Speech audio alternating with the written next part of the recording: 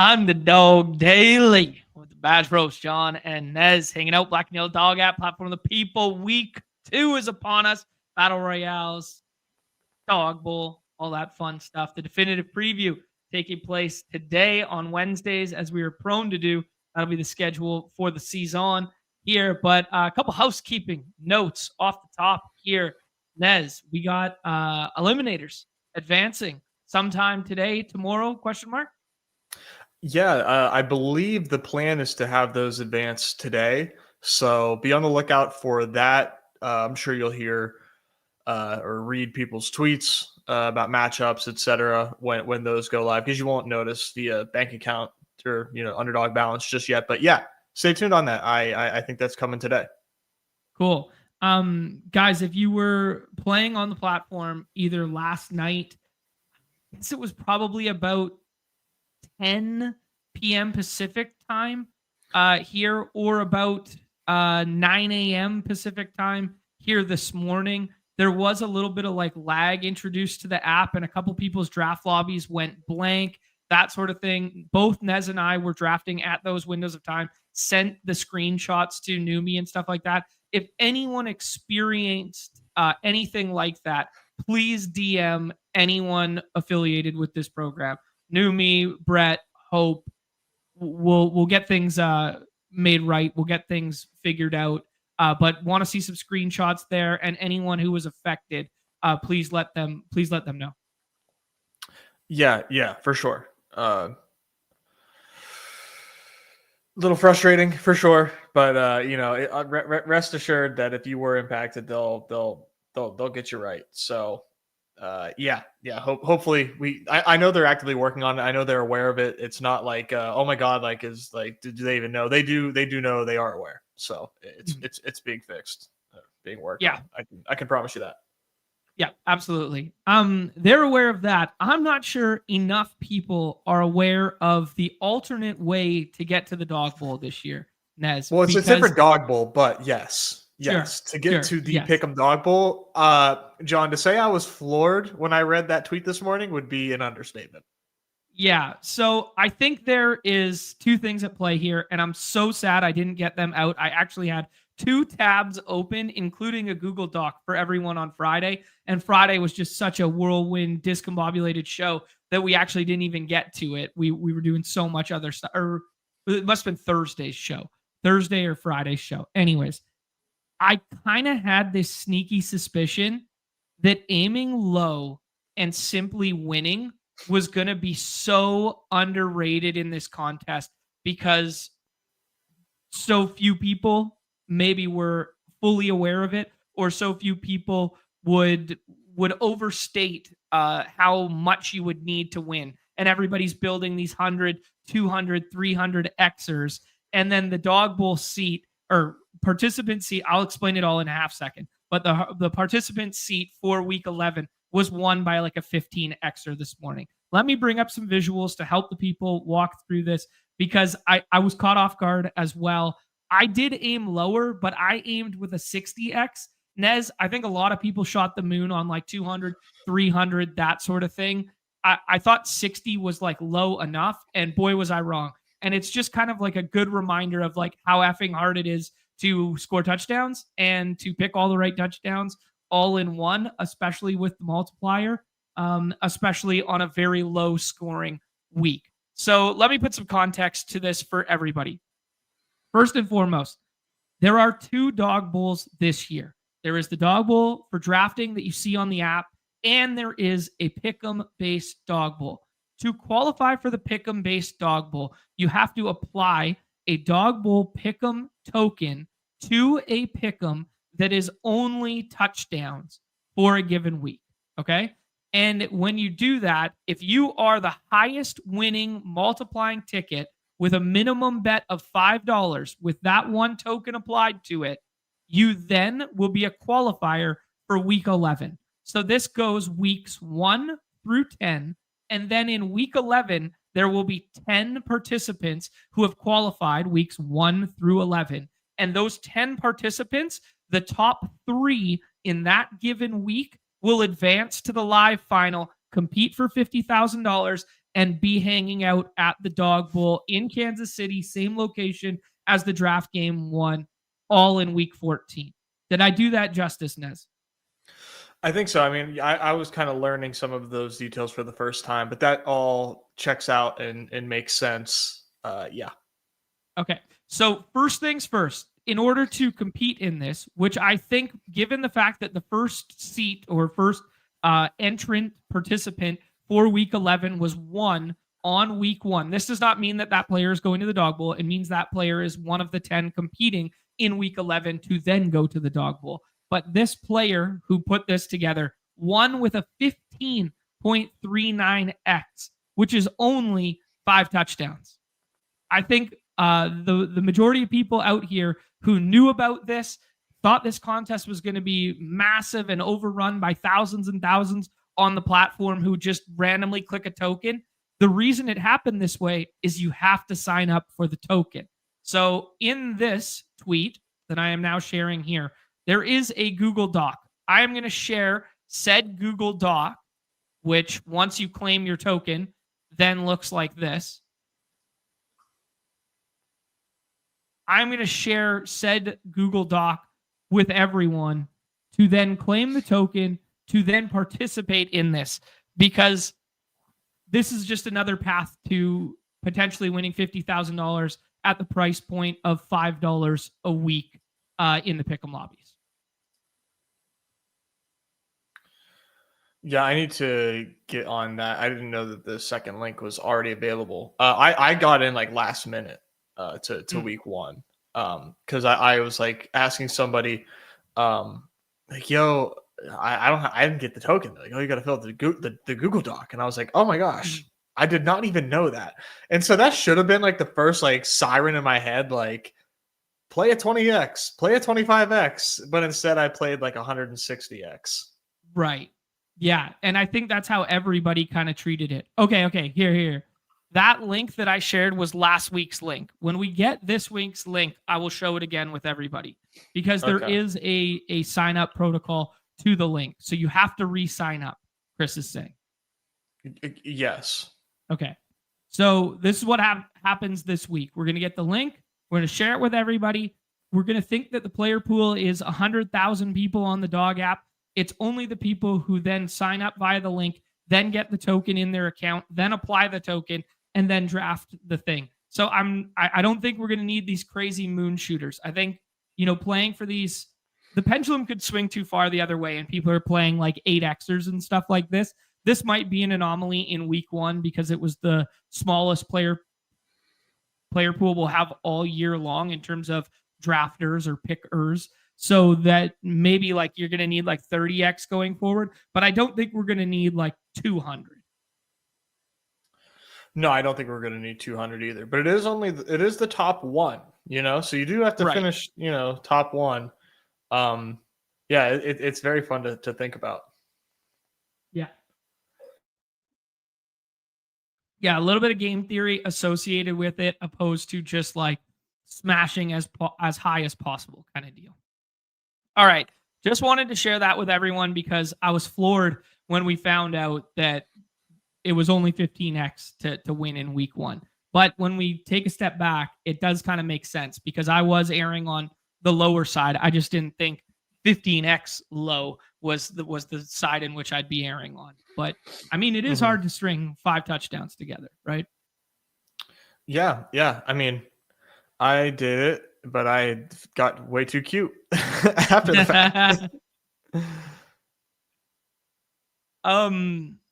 All right, Nez, anything else in terms of macro stuff? We talked about eliminators advancing today. We talked about Pick'em Dog Bowl. We talked about if you guys had any of those blips on the radar with the drafting games last night and this morning to hit up the people in the Discord. Yeah, no, I think that's all. I'm pretty sure. Cool. Yes, I think why is it so difficult to get the token? Because I think that it's a state by state legality thing, and you have to sign up to prove it's like I'm entering said contest, opposed to just being like I'm building Pick'em on I'm just guessing. I have no insider information as to why it is this way, but my biggest guess would be legality purposes. And yeah, good said, and the link's not working. There will be a new link this week. That was last week's link. My bad on that. I thought it was going to be the one for this week. It's not yet. So we'll share that in the shows upcoming this week. Yeah, I'm not sure why we have to use the Google form, but it's certainly not anything that we should be upset about. Right. Yeah. That is darn. The contest isn't as full as it could be. Awesome. Literally awesome. Yes, exactly. Well said there, Nez. It's also probably a tracking mechanism that, like, just in term to make it like easier on their end. That's what I think it is. I think it has a lot to do with having the contact information and just kind of ease of, you know, the process leading up to the dog bowl is what I think the real answer is. Yeah. All right, let's talk a little ball here, Nez. Full docket of games this week here. Primetime Palooza stuff is up as well. We'll talk about all that tomorrow. Tomorrow will be the full Primetime Palooza deep dive there. Today we're going to do BRs and a little bit of dog bowl talk here. People asking why we went down from 350 to 300 in total guaranteed prizes and 40K up top instead of 50K. It's just a draft window allotment of time. Last week's Battle Royale is always special for week one, both with influx of new players, overlapping best ball drafters, and for the fact that the elongated draft window isn't just Monday to Sunday. That window from the previous week had another full weekend and 4 days. I believe it was August 28th through September 9th or something not 9th, September 7th to draft there. So that's why we went back. I know people are like, hey, man, we filled it last time. Why can't we have it? Well, the reason we filled it is because we had that much longer of a draft window. So that's why the contest is slightly smaller this week, but we hope to maintain this going forward, and it starts by filling this bad boy up. All right, Nez, the evergreen questions before we go game by game and talk about some of the plays and some of the ADP targets is how many are you done right now? Where are you at in your process? How are you feeling about the slate? I feel pretty good about this week. I'm really enjoying some of the ADPs that I'm seeing in the app, in the lobbies for both 12-person and 6-person drafts right now. I think, you know, the only more fun week to do NFL BRs other than week one is week two, where, right, you know, people were overconfident in week one. I mean, people are way overconfident in week two based on what they saw. I mean, pattern fitting matchups, crossing out entire teams because of one game. To me, this is like, it just feels so awesome right now. I mean, not that I'm saying I'm a guarantee to be correct in my picks, but, you know, there's a lot of really fun leverage spots this week, I think. Cool. Yeah, no, I'm kind of agreeing with you right there, where people are just, you know, way too quick to have like a 1-game sample and be like, well, there's the answers. Now just apply said answers the following week, right? Whereas nothing could be further from the truth in that one. Let's talk just before we go into the games here, Nez. Let's just talk positionally from an overview standpoint. My assessment on the slate, and we'll see if you agree or not. I'm going to speak in terms of 6-persons right now because I haven't been in the 12s just yet. I've done, 15 of the, I think, or maybe 11 of these 6s thus far in the main BR. My assessment is there's a very, very strong top 7, 8-ish picks, and then it kind of goes down from there. My other assessment is the tight end slate is considerably weaker than it was last week when we had the Bowers and McBride at the top there. This week it's McBride and Punt in the 6-persons effectively, and the quarterback slate is significantly stronger than it was last week when you only needed 28 points or 29 points from Fields or Daniel Jones to get there. Your scroll the F down quarterbacks are going to have a way tougher time playing catch up with Lamar, Josh Allen, Hurts, and Burrow in a smash spot than they previously would have on last slate when it was literally just, hey, fade Jaden Daniels and you can find a usable score anywhere else kind of deal. So like totally like correct on the quarterbacks. Mhm. In terms of, and then I'll get to the tight ends, but like totally correct in terms of quarterbacks, right? Like these top four are going to project extremely well. And based on projection, it sure looks like the field is going to have a tough time with a non-top four quarterback this week. At the same time, at the same time, these four guys are going to be like 100% drafted. This is going to be the best QB leverage slate like on the season Mhm. potentially, because all four of these guys are drafted 100% of the time. So that leaves one other drafter, if you are not drafting these four guys, to Mhm. do a Justin Fields, Kyler Murray, or stack as QB. And then you have like free reign to do anything. So Yeah. ownership is just going to get absolutely like cannibalized in a good way by all the non-top four QBs, which makes those guys, I think, like a lot of fun. Where if those four guys don't separate, which is like a hell of a parlay to hit. But at the same time, if it does hit, I mean, the leverage on a scroll QB, I think, is like as strong as ever this week. Okay, cool. Yeah, and that being said, coming off a week where we saw a 6% owned quarterback win the slate, tethered to a 1% owned pass catcher. Like there are still 12 games on this slate. There are still 24 teams to choose from on this Exactly. slate. The other thing about that next little pocket of like QB 5, 6, 7 is they're going to be very heavily tethered to game environment or to pass catchers that are previously getting drafted. So all these Kyler teams are going to be tethered to Marv Harrison Jr., who's propped up this week because of last week, and to Trey McGronk because he's going so early there. Fields because of last week and tethered to all of the Buffalo stuff that goes in front of him. And then Dak tethered to both the pass catchers that are going in front as well. So there's just, you could definitely see the flow chart of ownership patterns based on the quarterbacks on this slate.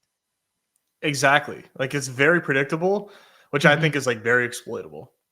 Right. Yeah, well said. Like you all you literally have to do is flip the script and be like, okay, I don't believe what I saw from Trevor Lawrence last week. Let's flip to the other side of that game and just play the Jamar Chase teams through Trevor Lawrence and Travis Hunter or BTJ, something like that. Like that's all you have to do is just literally flip the pendulum. Like Jared Goff, for instance, even though 3 of his players are going and sometimes 4 are going every single draft in the 6 persons here, Jared Goff's probably still only going to be what, 38% owned, Way 32% less. owned. Yeah. Way less. Way Yeah. less. Yeah. Yeah. So exactly. And then for tight end, you mentioned McBride or Punt. I'm definitely into. I'm spooked as hell on Kelsey Uh-huh. because they didn't really use him very much when there was nobody left to pass to. So I find that kind of concerning in a pass heavy game script. And I mean, it sure looks like the Eagles game is going to be that way as well. But I'm into Laporta and Warren, and I'm into Tyler Warren a lot Okay. this week against Denver, and I think is like tight end 2 on the slate and should be heavily prioritized in my opinion, because I think he has those big range of outcomes especially over the competition. Like I think this is such a strong tight end VORP slate with McBride especially, but with Warren, what we know of Tyler Warren as a prospect and what we just saw of Tyler Warren and what I believe this matchup kind of like lends itself to for a indie pass game or an indie game script. To me, I think Tyler Warren is tight end 2 and is a priority target for me if I don't get McBride in BRs. Okay, interesting. Yeah, because a week ago we might have been like, hey, this could just be a slog or this could be a Denver beats the brakes off of this Indianapolis team. Last week we go, hey, that Indy defense is supposed to be so effing good.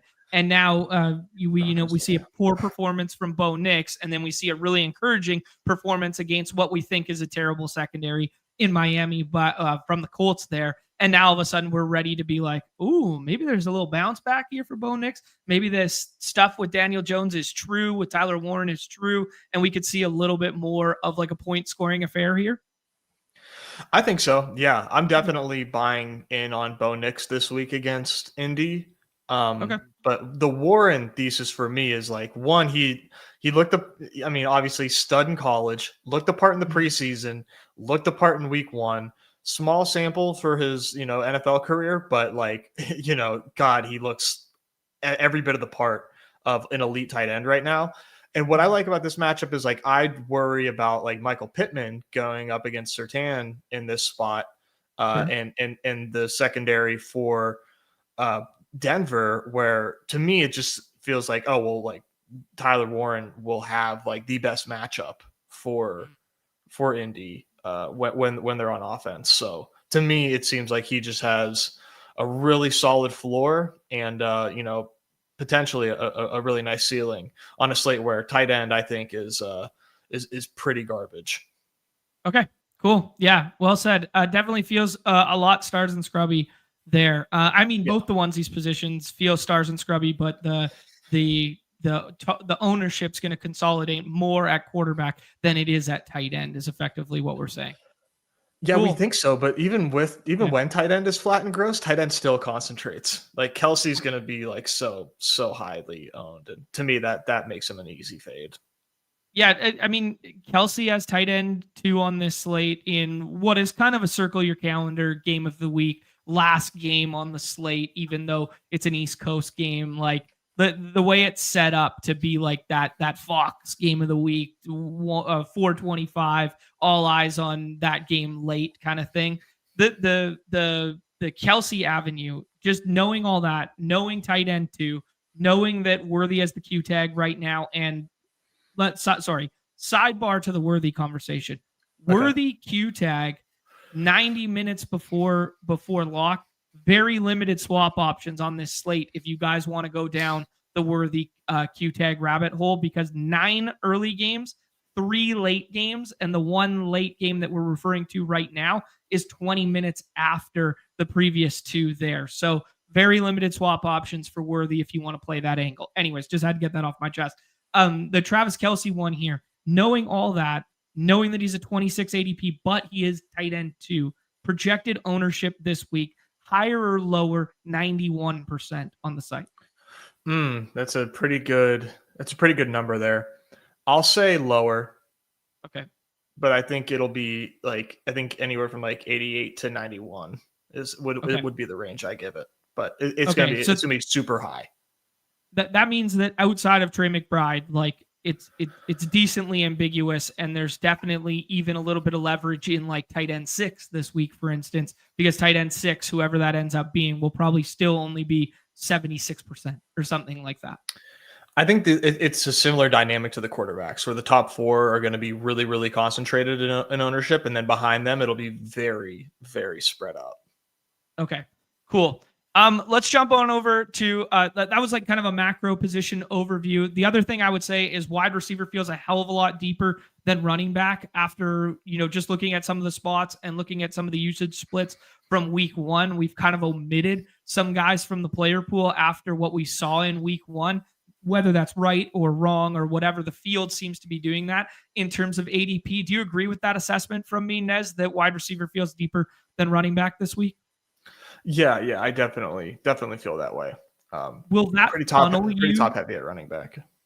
Okay, will that funnel you to prioritizing running back early, or finding scroll targets that you prefer and kind of trying to jam some of these high projecting wide receivers at the top end?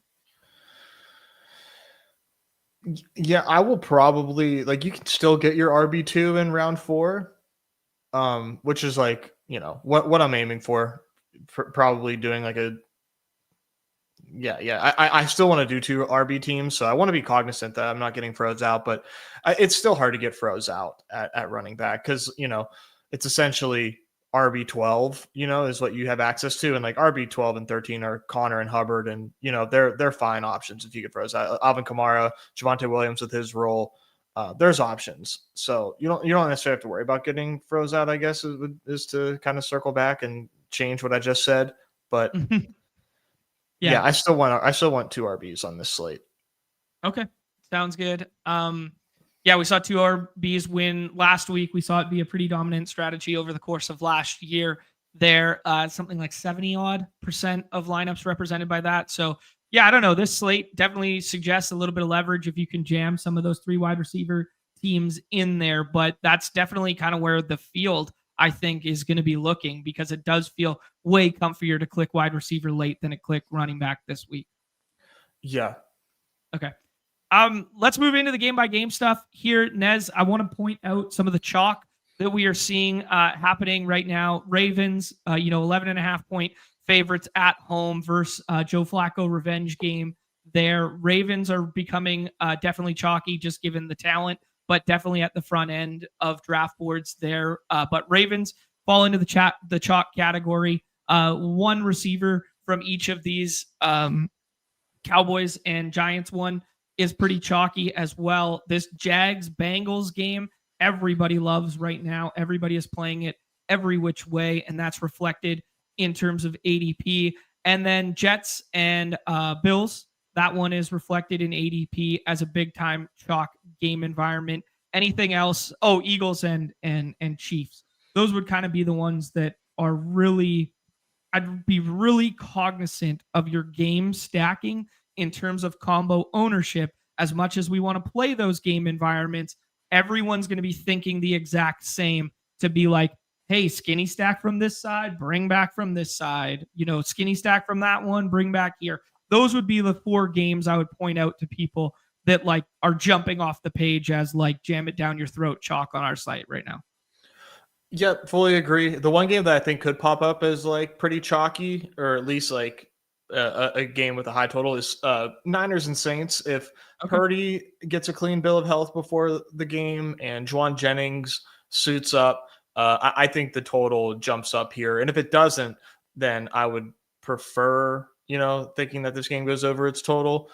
To me, I'm going to kind of not be afraid of the Niners defense until I have a reason to be. Sure. Yeah, go ahead.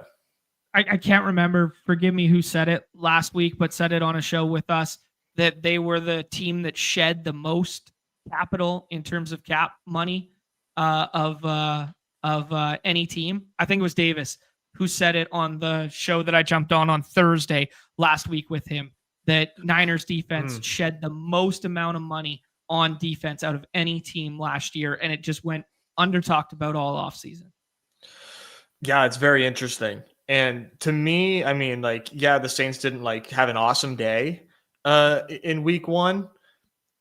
To me, I think that's one, like maybe the Cardinals defense is better than people are giving it credit for. And because like I came out of that game thinking like, hey man, I thought Rattler was like semi-competent. I don't know. Mm-hmm. I didn't think that it was all bad there. So interesting game environment where like I think that to say all this, like, yeah, I'm not necessarily like bullish Saints that much, but like interested in Niners even more so if this game does play up tempo. Okay, let's just talk about this game because now we're fucking all in on it, talking about it right now. I'll agree with you on the Rattler point there. The Kellen Moore stuff was up tempo, a ton of fucking attempts. Juwan Johnson, full disclosure, I've drafted him twice now in the Battle Royales as a scroll the F down tight end, just because of all the routes he ran, all the time he spent on the field, of how many pass attempts there were in this ball game there. If this game breaks right, and as you said, you get Purdy, you get Jennings, we know we're not going to get Kittle there. Ricky Pearsall's a little bit buried there, but looked really good, and his route tree stuff in the next gen stuff looked really good as well. I loved the way they were using Olave. They were moving him all over the place. He was getting stuff in the slot. He still went to the medical tent a couple times there, but like there are a lot of reasons to get excited about this game in a dome right here. I fully agree with you, dude. Spencer Rattler threw for 1 less yard than Justin Fields did last week. That's a fun stat. Yeah. Yeah, and the one thing that's concerning from the Saints side, not from the Saints, but just from like an Alvin Kamara side, is the usage for him was like not what you were looking for if you were banking on early season Alvin Kamara production. 13 touches. Okay. That's not what you were expecting. Kendrick Miller, man, got 5 carries. Is Rattler going to check down more? Are they going to scheme more touches for Alvin Kamara as the season goes on? I think is the question, because I think most people would have expected 16 plus touches for Alvin Kamara week 1. So yeah, the touches were a little discouraging there. I mean, I like your point about Arizona's defense being good. They spent a lot of money on the front four in particular. They spent a lot of money there. It looks like they hit. Then they spent a draft pick, and it looks like they hit on the second round corner there. What the fuck was his name? The kid from Michigan, Johnson. Will Johnson from Michigan was the corner that it looks like they hit on in the second round as well there. I think Arizona's defense could be sneaky good, and they could prove it again this week against the Panthers from what we saw with the Panthers offense last week. So I did really like your point about that maybe some of that defensive front and some pass rush and the way they were covering in the secondary was the reason in which Kamara wasn't getting as much. I don't know. That just kind of gal-brainy. Yeah. So all that to say, I'm very interested in this game because I think it can go different than people expect. Yeah, no, I like that shout for sure. Pending the health in general, it's also a non-zero if you ended up not getting Purdy this week. That like we saw usable weeks from Mac Jones. I'm not saying play Mac Jones in our game. He'll probably be redacted min-salary consideration or something, and someone will gal brain up that you have to play him in cash or something. But it just throwing it out there that he all of Brian Thomas Jr.'s best games last year effectively came with Mac Jones. So there's a non-zero chance that I wouldn't be too afraid of Ricky Pearsall or CMC, that sort of stuff. Yeah. Yeah, no, I fully agree. I'm not I'm not actually that worried if it's Mac Jones and over Brock Purdy. I was just imagining in my head, I'm not going to do this in real time because I haven't practiced this. And I don't want to sound bad. So I was just picturing in my head, when you said Mac Jones, Galbrain, chalk, for cash, it was picturing Andrew Wiggins on Establish a Show, yeah, I want to do an impression so bad, but I haven't practiced it. With the psychedelic mushrooms behind him, and you have to play Mac Jones at cash. I mean, if you're not playing Mac Jones at cash, I just don't know what you're doing. He's it's so spot on. It's like the rants about not playing running back in the flex on the F redacted. There, if you're not showing up with a running back in cash, I mean, there's just no point even playing. No point even showing up. Oh, good shit. All right, Nez, let's talk about Lions and Bears here. Bears looked amazing on the first drive, the first scripted drive with Ben Johnson, and then the wheels fucking fell off, and they just got. I'll say it. They just got way out coached in the second half by KOC. Man, and we saw JJ McCarthy come back to life. What looked like a absolutely dreadful Monday night game turned into a pretty enjoyable second half experience for the West Coast, who stayed awake for it. Although, admittedly, West Coast did fall asleep in the third quarter for a little bit, and then I did wake up for the fourth. There, I'm mad enough to admit, we saw a dreadful Lions performance there, but Packers defense, especially their formidable front there, might be crazy underrated right now, right? The Packers might just be a good, fully complete football team.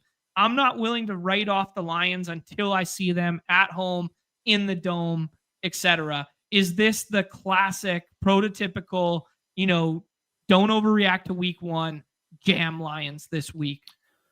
Yeah. Okay. 100%. 100%. Okay. I mean, to me, it just makes all the sense in the world, right? The field is absolutely double counting what happened with Lions Packers. Now, there's a chance that obviously this team really does take a step back with the loss of Ben Johnson. Maybe it actually he is just a genius, and the team isn't as successful without him. But I'm not gonna. I'm gonna play the shit out of them this week and find out the hard way if that's true or not.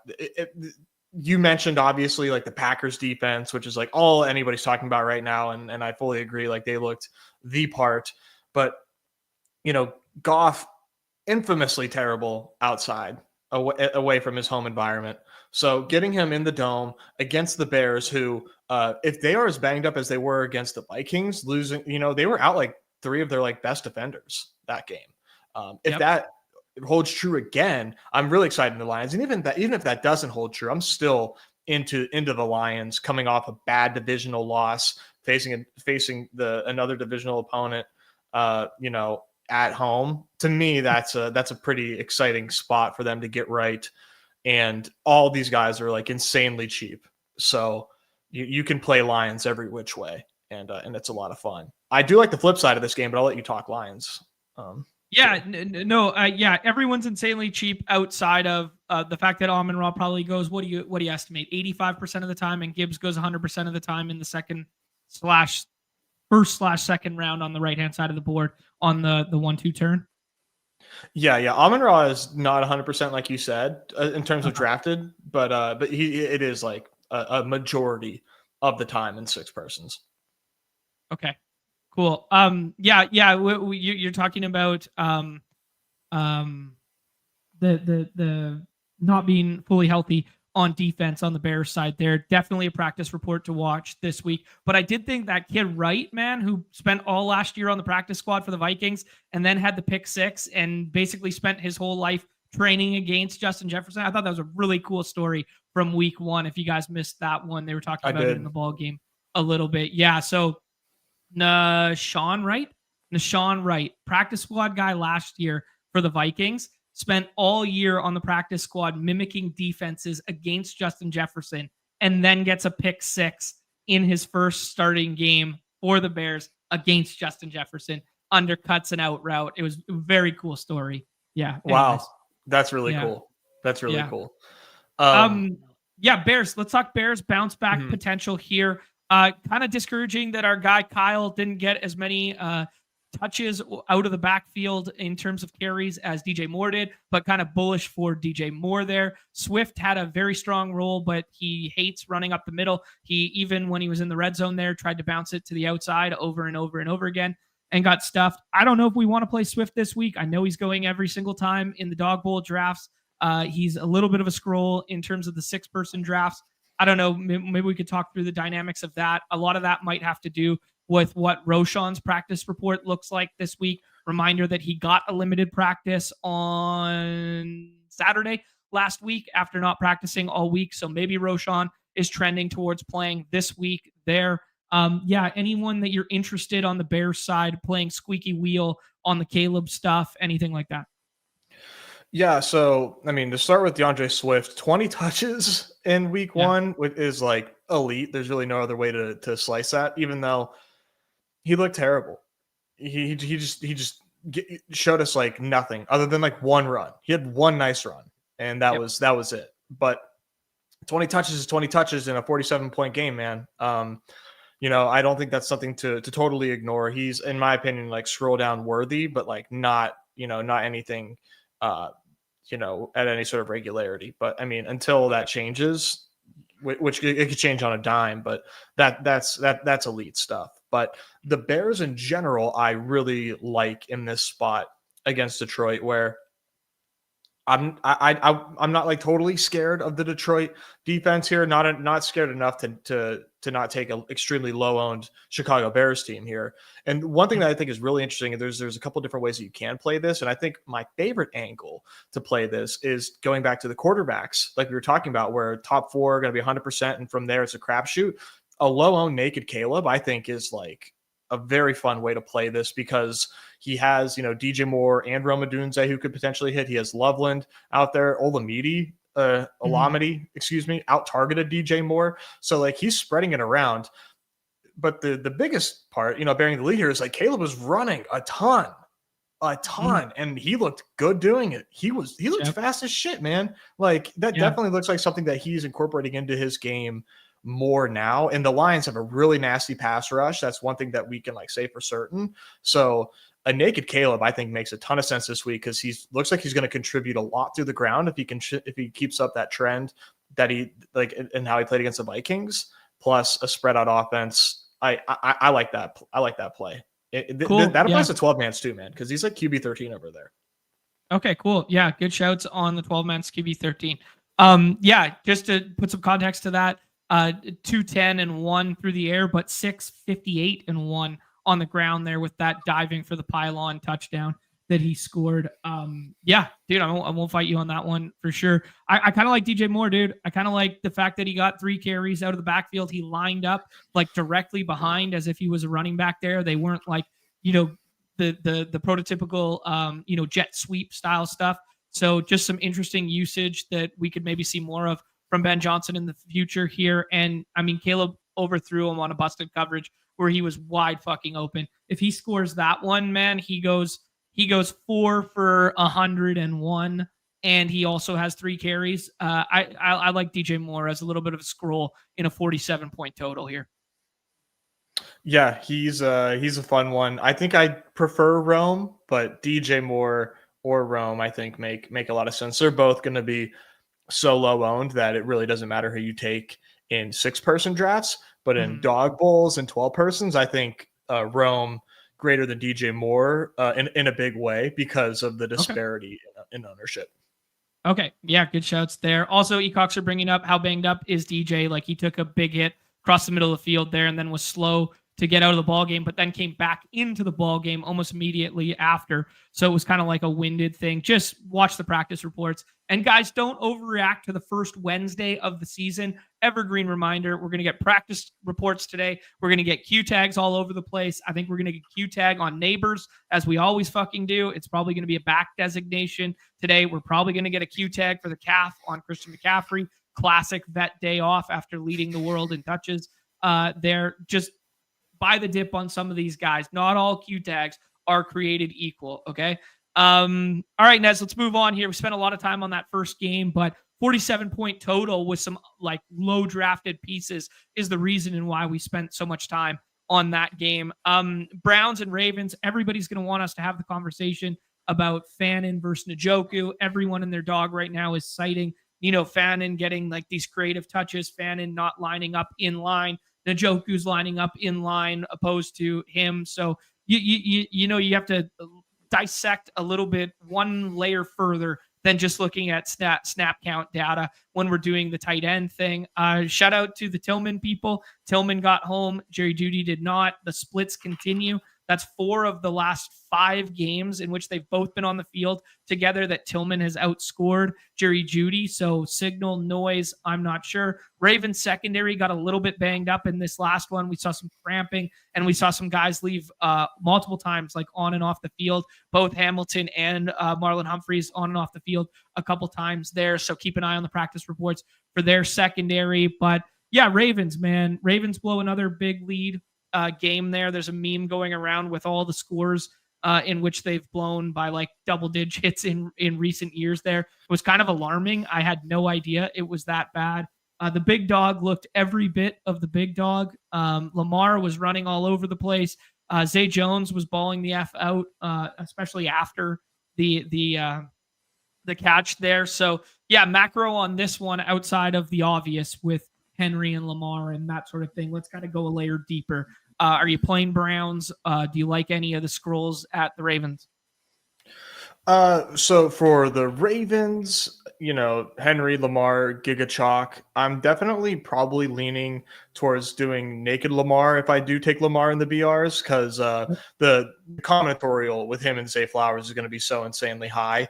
And Zay is awesome. He looked awesome, but Bateman is there. Andrews had a shit game, and he could bounce back, and he's not going every time. Well, he's tight end 5, so it's up there. But like all that to say, I think I like naked Lamar and BRs.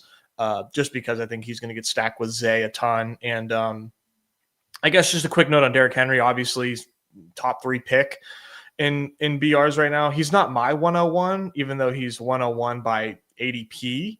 Okay, let's rank it, dude. But yeah, I'm CMC Chase Henry. Yep, me too. That's exactly how I had it to start the week there. And then this next tier of 2, I was actually taking CeeDee Lamb over Saquon, but we can have that conversation when we get there. Yeah. So Browns quickly here. Fannin tight end 7 and Njoku tight end 8. I mean, I'll take Njoku here just based on ownership and where the hype is going. I'll just fade Fannin on that one, even though I think Fannin is the real deal. Phantom Bros are way up.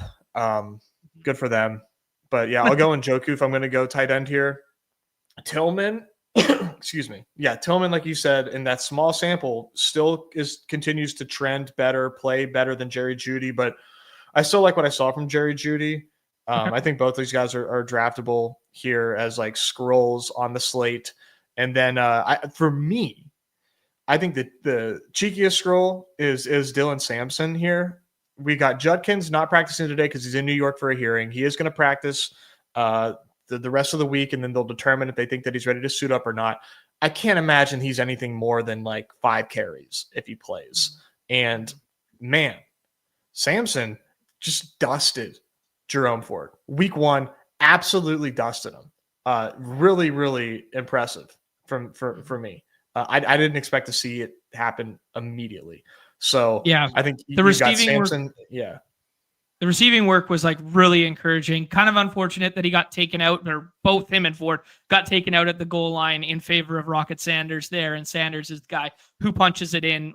Definitely a decrease to the value there if he's going to be off. But if we're projecting, hey, Ravens 11.5-point favorites here, trailing game script. What if the Browns are just down 20 at half and they just have to throw the fuck out of it the rest of the way? That sets up with a really good game script for Sampson.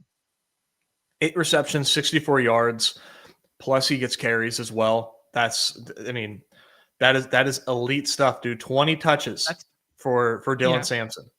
That's a rich. That's a Richmond's Tyrone Tracy. Yeah. Couple things in the chat here. I want to hit on this one before we move to the next ball game here. Lamar Henry stack. So shout out to the masterclass. We did some good research on the correlation between running backs and rushing quarterbacks and stuff like that. The Lamar Henry stuff, just in a vacuum, plays way better than Jalen Hurts plus Saquon. Jalen Hurts and Saquon are very negatively correlated because Hurts does the stuff at the goal line. Lamar Jackson did not score a rushing touchdown last year inside of the 5-yard line.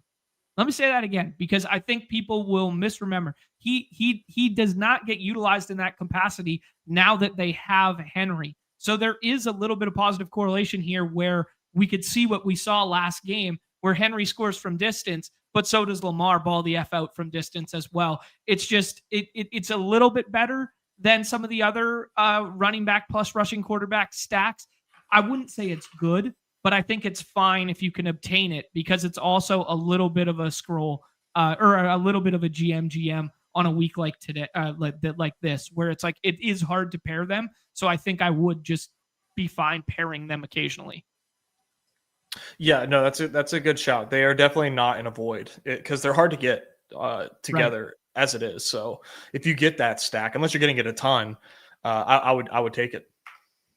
Notre Dame strikes again here, Nez, where we get the Neighbors limited practice. As I was referring to an hour ago that we were probably going to get that. Let's move into Cowboys and Giants here to discuss it, because, man, I thought the box score wasn't there for Dak. I thought the play was quite encouraging. I thought he looked almost like old Dak. I loved the fact that CeeDee Lamb was just getting absolutely peppered. Obviously hate the drops. He led the world in drops in week 1 there, 4 drops in week 1, but we love the usage for CeeDee Lamb. This looks like a good spot to get ball out quickly, because we talk about that Giants pass rush, that Giants front. Not really believing what I saw from Javonte Williams in week 1 in terms of, like, he just did his Zeke impression. It's not something that I'm like jumping up and down to be like, yeah, let's jam Javonte Williams this week. I want to go back to the well here, and I want to play some Dak skinny stacks, maybe even a couple Dak doubles if you mix in Ferg or Pickens, something like that. I prefer Ferg when you do, two birds, one stone, by doing a tight end opposed to doing the second wide receiver. It's just so hard for them to both meet ceiling there. And then Giants side, I don't know, until Jackson Dart is out there. Really discouraging what we saw from Russ, outside of the fact that he just absolutely fucking peppered Neighbors, which is what we want to see. Neighbors, a couple routes there where he was putting dudes in the shadow realm. So it's kind of just Cowboys passing game stacks for me. and then Neighbors on the other side. Nothing really else here for me. Yeah, I agree. I think it's important to kind of pump the brakes on Javonte in 6-person drafts. At 12-person drafts, he's very draftable. 6 persons, he scored 2 touchdowns, but like was pretty ineffective. But they could whoop some ass against the Giants, man. So there's a chance that he gets 2 touchdowns once again. You just really, it's hard to say. But I'm with you. Giants is Neighbors only. Cowboys. I'm not double stacking in the six-person drafts with Pickens and Lamb, but you could do Ferg with one of those guys, like you said, with Dak if you want to get unique. But yeah, I'm going back to the Cowboys as well. Cool. Anything else to say on that game? Any scrolls? Anything else? No, I'm good on that one. Yeah, Scatterboys was a really cool angry run. Really cool angry run of the week on a dump off there, but 8 snaps for the Scatterboys. Your boys down so bad. Keep your guys' eyes on the injury report for Andrew Thomas, because Thomas missed week 1 there. The offensive line was brutal. It was in shambles. Russ holds onto the ball way too fucking long. Evergreen. We're really going to want Thomas in there, especially if we're playing Giants pass game. That's all I'll say. Okay, Nez, one of the chalk games of the week here with this 48 total. 3 points by way of the Bengals coming home. Really thought the Bengals were going to start fast after they played in preseason, and they looked so good on their opening drives in preseason, and then they fall flat on their face in week 1, as they've been prone to do for years now. So, what are we going to do here with Bengals bounce back spot against the Jags? Can we play Jags bounce back on the other side in terms of the passing game? Because it was primarily ETN. Obviously, we had the Tank Bigsby trade this week, which opens up more of an expanded role for ETN, both at the goal line, makes it kind of safer there. So I think ETN is going to be a very, very popular bring back because of his ADP right now on your Bengals stacks. Just thoughts on this one in general, guys you're excited about, guys who are getting overdrafted, etc. This one is like, it's hard not to get excited about this one. You just kind of have to memory wipe week 1 a little bit, which it looks like the field is doing, right? We all have this assumption that both the defenses are poor and both these offenses will be good. So people are really gravitating towards this, and I fully get it. BTJ definitely. This entire game looks good, bro. This entire game I think is draftable. I think the 2 pieces that I'd like to talk about the most that I think are like less obvious here, yes, you can scroll down to Travis Hunter. Yes, T. Higgins is a good pick.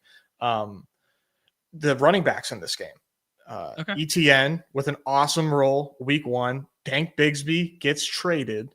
We are probably going to see a little more Tootin. Yeah, LaQuinn Allen got like more work than we anticipated, but ETN looks like he's about to have a sick role in this game. He's like ADP 31, so he's not like a very sneaky scroll, but he still, I think, is an awesome play.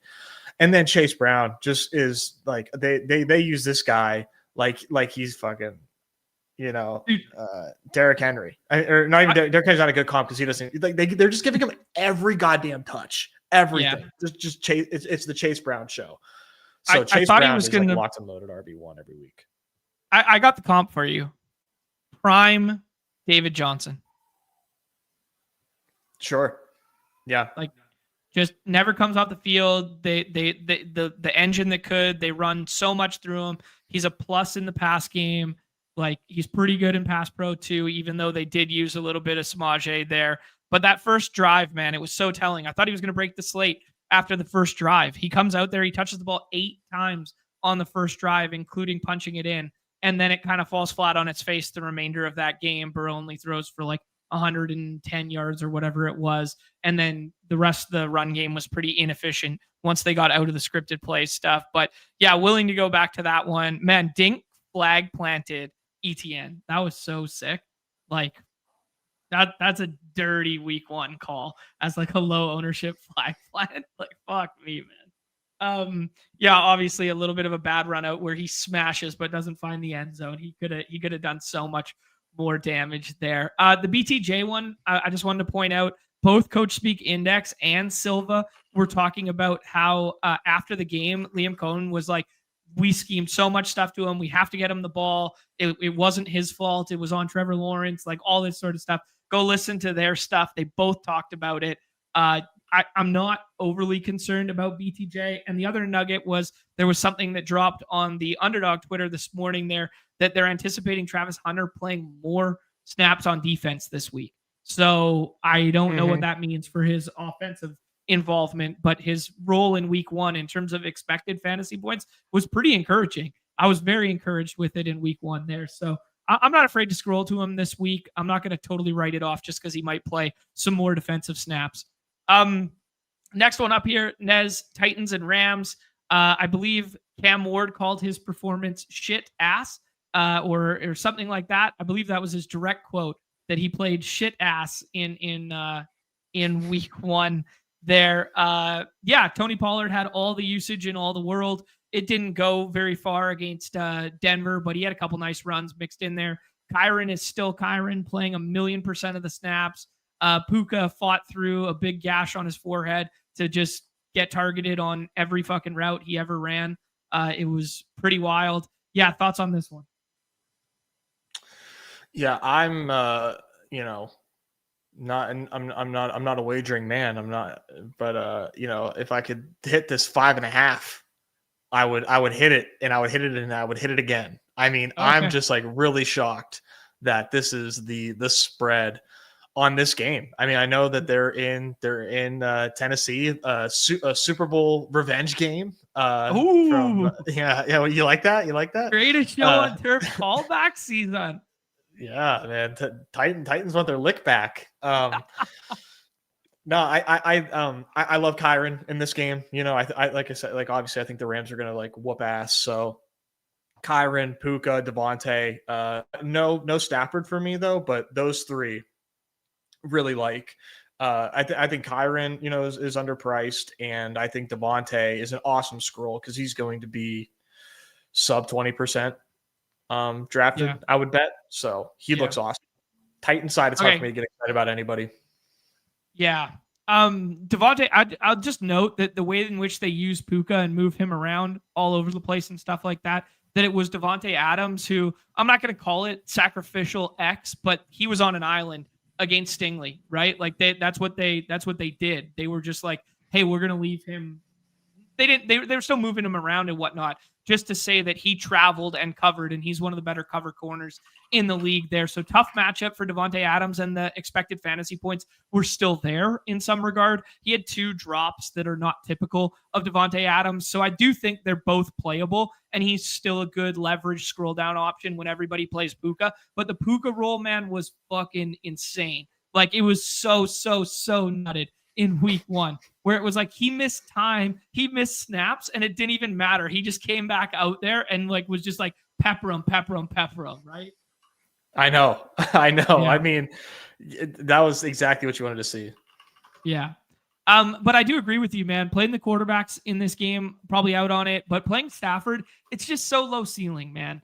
Because like even the games where they play 3-4, that even if he did his best Aaron Rodgers impression, like Aaron Rodgers did in week 1 there, where he scores 4 touchdowns on like 200. Like, he just doesn't matter in our contest because of the way in which rushing quarterbacks separate on our site comparatively. It's really hard to scroll to a guy like Stafford, like unless it's dog bowl only and you get a little bit of leverage that way. Yeah, I mean, you kind of saw a good. I mean, well, so last week you saw Aaron Rodgers four scores, right? That was good. You could have used that, and I guess that is like sort of in the range of outcomes for Stafford. But yeah, it's just like it's never going to be like a 30 ball, right? I think his ceiling is like 26 points, which could work, but it's so thin on a full slate like this. It's so thin. Yeah, well said, dude. He's more the primetime Palooza scroll archetype for us. All right, dude, let's move on here. Steelers and Seahawks. Everybody wrote off that Steelers and Jets game last week there.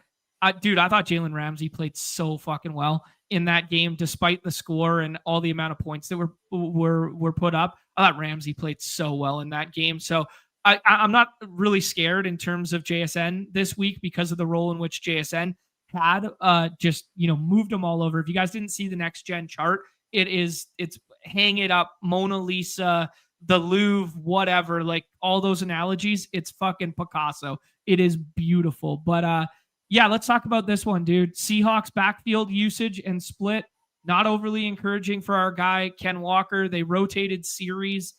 Ken Walker couldn't get anything going. Sharps got stuff going. Sharps punched it in, not from the goal line, a little bit further out. I think it was like 8 or 9 yards out there. Ken Walker bags could be down so bad, or this could all be part of the plan, Nez, the plan to work him back in from this injury, this slow ramp up. They kept telling us in the offseason they had a plan. Well, both of them are free this week in both of our contests against the Steelers. So how we treating this one, man? Basically, JSN, sometimes Warren, sometimes DK are the only ones ever drafted here. How are you playing it? Yeah, JSN, awesome role. Questionable QB play from Darnold, but I think he can make JSN work, and I think JSN can work against the Steelers for sure. So JSN totally draftable. I really like Metcalf, man. I thought Metcalf's role was sick. I thought he looked great. He projects pretty well. Go ahead. Yeah, just kind of unfortunate that Rodgers throws for 4 touchdowns and I think he had 10 targets, something like that. He ended up with like 7 catches. Am I misremembering that? I'll look it up in a second here, the Metcalf one. But they had like some design stuff. He had one bad drop and then they immediately went back to him on a screen. Like, you could tell that they were like, yo, trust in Metcalf here. 7 targets, 4 catches, 83 yards. Just kind of unfortunate that he doesn't find the end zone when they throw for 4 touchdowns. You know what I mean? Because that box score could have looked so much better. Revenge game here. First game at home for the Steelers, playing Renegade as loud as they fucking want, getting DK Metcalf jacked up for this one. Yeah, usable pieces, dude. What about Seahawks backfield? Will you go to that at all? No. It's something to watch. It's absolutely something to watch. I do not think this is like a fluke week in week 1, man. I think this is a full-blown split backfield. Adam Schefter, I was watching like some ESPN bullshit fantasy show, but he was like, doing an interview in person. Like one of the things they said, like, who are you looking out for? I forget how they posed the question, but he said like Zach Charbonnet. I expect a big role. They really like him in Seattle, and we all like him too. We are all very much aware that he's a great running back. Apparently Seattle's got a plan here. I don't know, man. I guess we'll see how the rest of the season goes, but like it's hard to see this as fluky, in my opinion, given what we know about this backfield. Cool. Anything on the Steelers backfield side there, Nez? You're a resident Steelers expert here. Gainwell with like 7 carries and 3 catches or something. He had 10 touches. He kind of was like leading the charge a little bit there. Warren did his like classic Warren thing, where he's kind of got like that, as we talked about all offseason, kind of had that a little bit of Aaron Jonesy-esque role there, scored through the air, which is encouraging. Caleb Johnson only touches the field for 1 carry, and he fumbles on special teams. Yeah, I mean, can we safely go to Warren this week in the 12-mans? It's not. I don't think safely, no. But I still think he's the best back there. But okay. We saw a whole lot of Kenny Gainwell to be confident about Jalen Warren on any given week. But, goal line, that's Jalen Warren, which is probably really what matters here. Okay, cool. Let's move on to Jets and Bills here. Obviously, everybody loves what they saw from Justin Fields in week 1. On a selfish level here, Nez, I know you're a Steelers guy. I was really cheering for that Justin Fields to just stick it to him.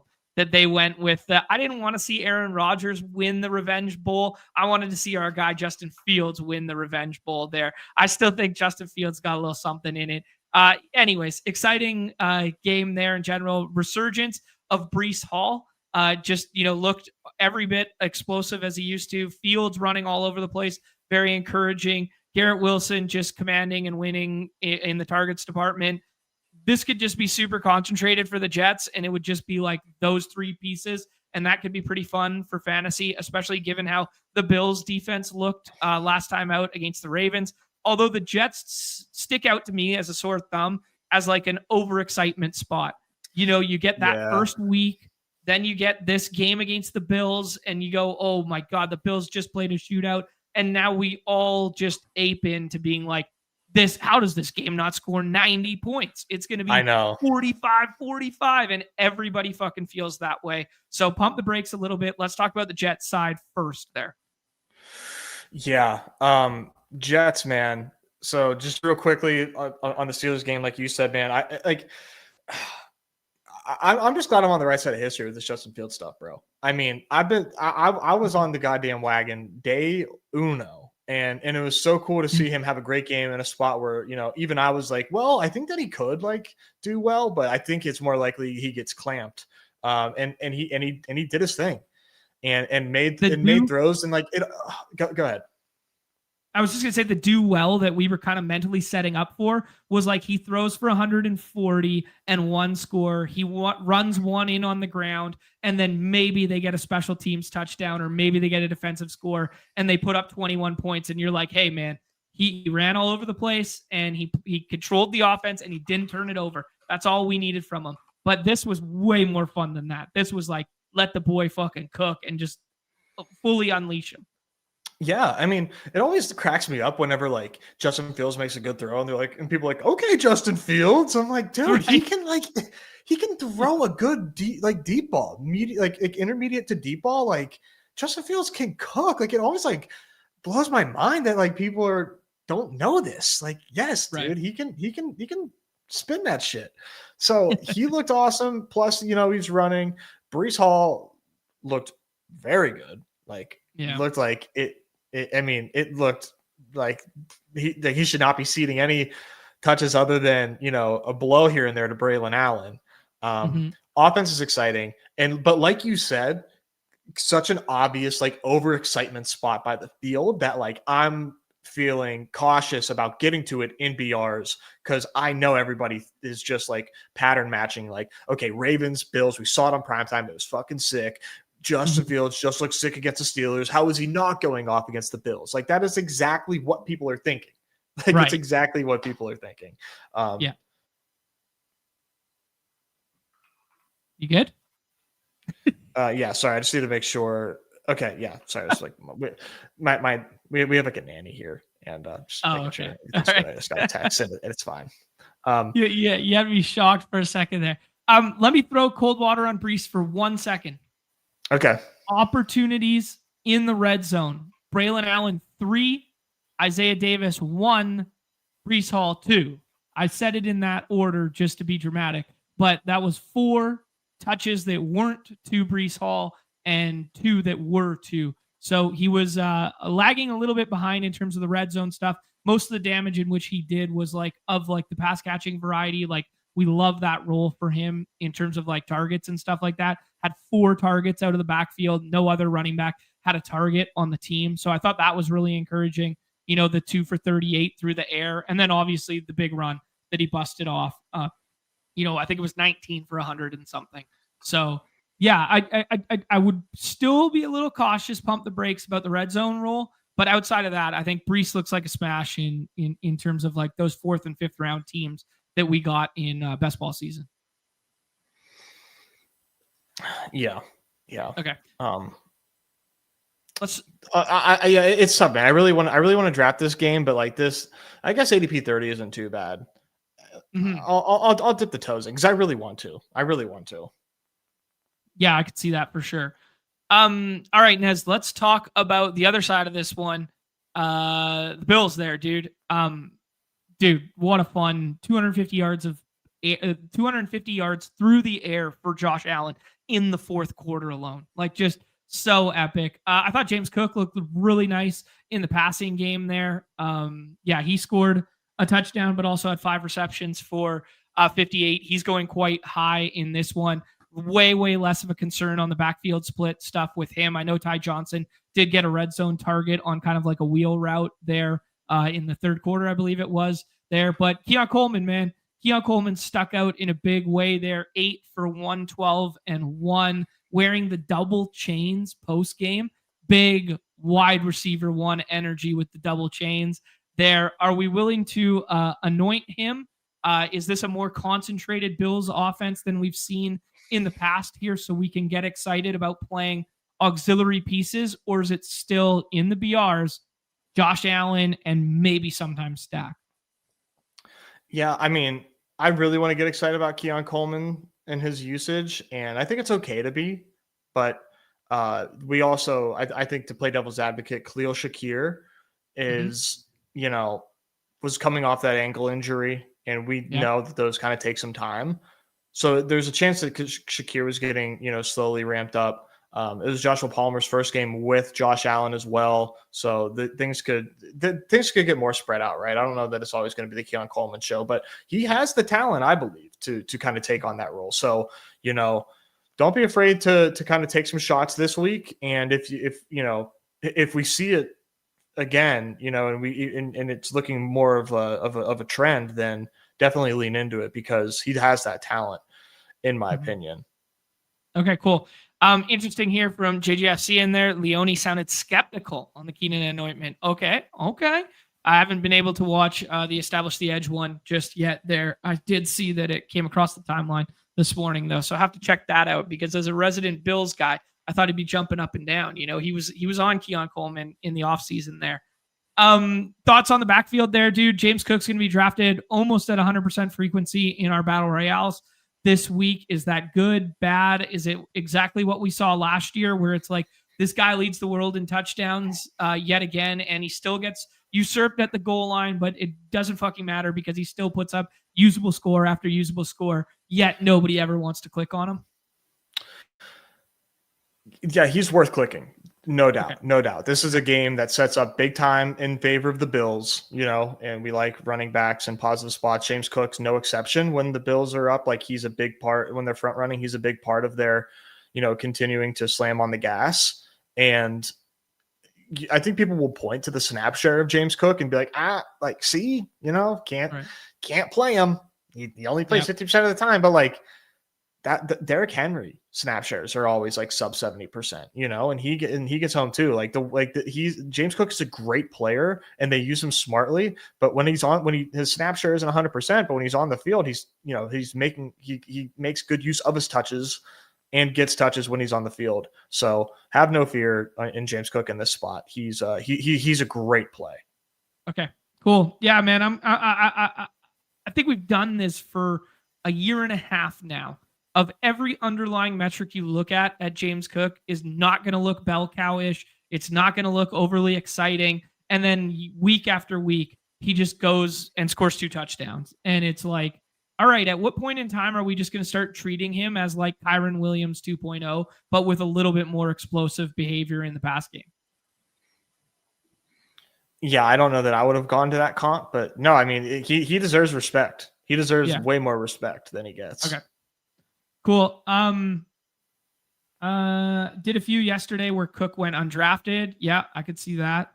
Like that's more to the room behavior for sure there, but this is the Cook treatment week over week over week. We've played these games for long enough to see it. James with a good point that the Keon Coleman touchdown was a tip drill. It was like not intended target for him, and then he made a really good reaction, a diving catch on the ball that tipped off someone else. So that's good there. I think this is an interesting debate here. If you like James Cook or Devon Achane, or A-Chan, we have spending too much time with Davis, dude. Hanging out too much with Davis. Devon Achane. This is a really interesting one because Achan's stuff was somewhat encouraging, but everything else with the Dolphins was not. They were down 30-0 with 6 minutes left, and Achan was still in the ball game there. It was a swing pass on 4th and 11 where he truck sticks a dude. Like, it's like, man, what a pimp. What a badass play. But like, what the fuck, man? If he just gets tackled where he's supposed to get tackled on that play, like his day looks completely different, and he's not in any good lineups, right? So yeah, I was very thankful that he scored. But he still looks great, dude. He still looks great.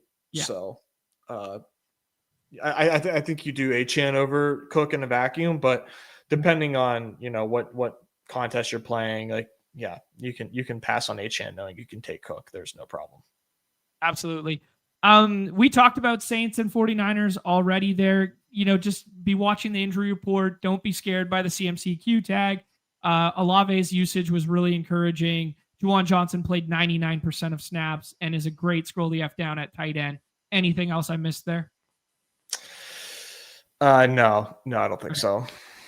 All right, Dolphins and Patriots here. Patriots sneaky in terms of letting up Geno passing yards against them. Could be Dolphins bounce back spot here. Who knows? We'll talk through the dynamics of that. Just for the haters out there, Tua Tagovailoa. I nailed it as usual.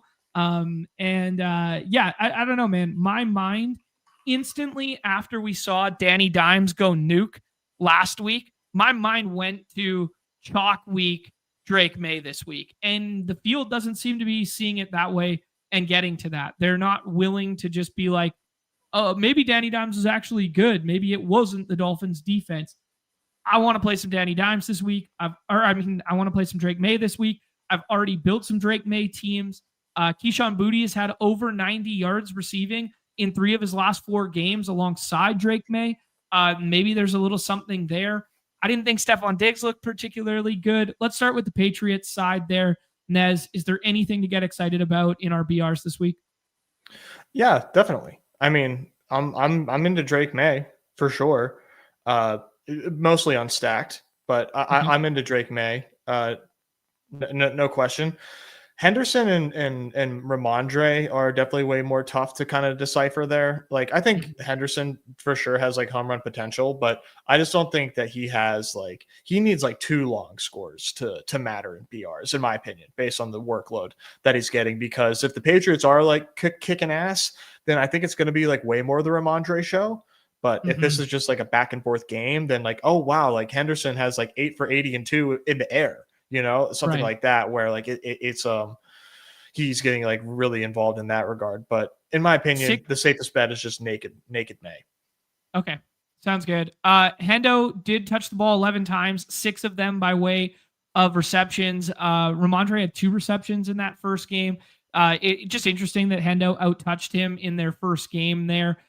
Team red zone stuff was 1 apiece between those 2 backs there. So, I mean, I'm not willing to, it's just a 1-game sample, but I'm definitely intrigued by what's going on here for the Hendo stuff. Kind of a guy that I eventually want to be early on. Let's have the conversation here, Nez, on the Miami stuff. Is this the week that we go full squeaky wheel? We go fucking diving back in. The juju and the vibes were bad before. I don't know what's up with McDaniels. Is he quiet quitting with these quotes at the podium here? Tyreek now with some legal stuff away from the field, confirming his nickname of Ty Scum yet again around here. It's just, I have no idea what to do with this, because I want to look at this game and be like, Dolphins are going home. There's good weather in Miami. It's their home opener. I want to throw out the first week there where I played the shit out of them. And I want to just go, Geno threw for 300 against these Patriots. I see all these amazing weapons on the Dolphins. Let's get some creative usage and let me double stack the shit out of this stuff over and over and over again. Maybe some of it with Tua. Maybe Tua is just fancy Matt Stafford in terms of lacking ceiling on our site now. But I definitely want to play the HN, the Waddle, the Tyreek stuff this week and go back to that well. Am I fucking crazy? Is it dead in the water? No, I think you kind of have to, because it's going to be just like totally ignored and absolutely like X'd out of people's player pools, like other than Devon HN. So I would do it. And I will do it here and there. Just to make sure. Right. If you can't get right at home here, like in any capacity, he's fired. I mean, this is a game for his job here. I feel very confident in saying that. Like, you can't come home and like, he has to like put up a fight at a minimum. And oh man, the vibes are terrible, but you know, this is like the ultimate time to buy a dip, in my opinion. You know, and I'm not saying you got to buy it heavily, but people are not going to draft the pass catchers from this game from Miami side.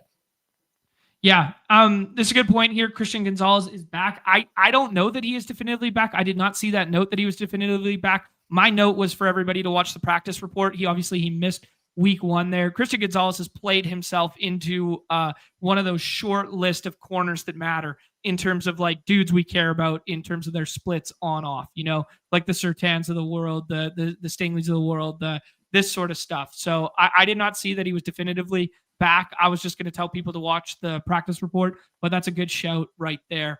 Anything else on this game outside of the obvious that we've discussed, dude? Like Hunter Henry as a scroll, anything like that?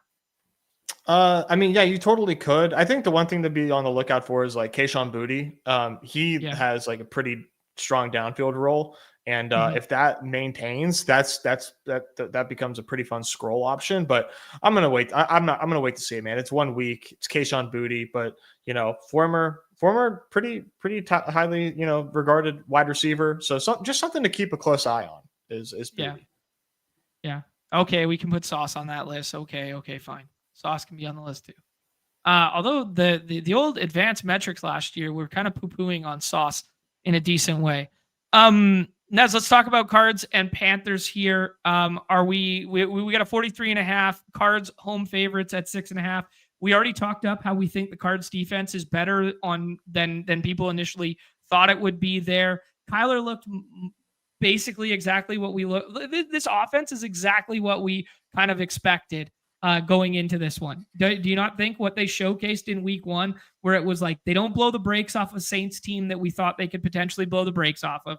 They still are doing weird shit in and around the goal line. They had a set out there where they had 4 tight ends on the field, I believe, for one of them. Trey McBride is still not finding the end zone despite the usage being fucking amazing. Kyler's doing his scramble and his run stuff, which is a lot of fun. It was very encouraging for Marv Harrison Jr. to score. The usage was very encouraging there. But if I'm looking at this matchup and I'm looking what I saw last week with Travis Etienne, I'm going, man, let me play the fuck out of James Conner in his squeaky wheel spot here after he failed as chalk on Redacted last week. Yeah, that's like the big question here, right? Is the James Conner usage real? And if it's real, then he's really tough to play. Really tough to play. And I've been, in on Trey Benson. I was in on Trey Benson as a rookie. It wasn't necessarily buying a Trey Benson standalone role this season, but I was still drafting Trey Benson. I believe in the talent, man. Like I think he's a stud in the waiting, and to me, like I'm kind of hands off James Conner a little bit here, but here and there, like I am going to take the plunge just because, like, man, it's the Panthers, and you're gonna have to see it to believe it if the Panthers can stop a running back on a team that's favored by a touchdown. You know what I'm saying? So, but I am scared that Trey Benson is like taking too large of a role for James Conner to be, good old James Conner here from the Arizona side. And yeah, I just to touch on the other 2 pieces for this game on the Cardinal side, excuse me. Trey McBride, like we kind of talked about at the beginning of the show, I think tight end 1 with a bullet VORP metric out of this world on Trey McBride this week, in my opinion. Marv Harrison, yeah, he had a nice stat line. I still kind of like, I don't know. I'm still like not fully convinced that he's, about to have a monster year, but we'll see. I think Kyler's kind of the problem there, but we'll see. Okay. Interesting. Okay. Yeah. The other thing on the other side of that one with the Marv matchup is Horn on the other side, who had a nice interception there as well. 5 for 71 and 1 for Marv Harrison in week 1. As you alluded to with the Benson stuff, man, 8 for 69, 1 reception to go alongside it. James Conner was the one who scored through the air on a 4 for 5 and 1 there. He went for 12 carries for 39 yards there. So just noting that, that split was much closer than we'd grown accustomed to with the James Conner usage.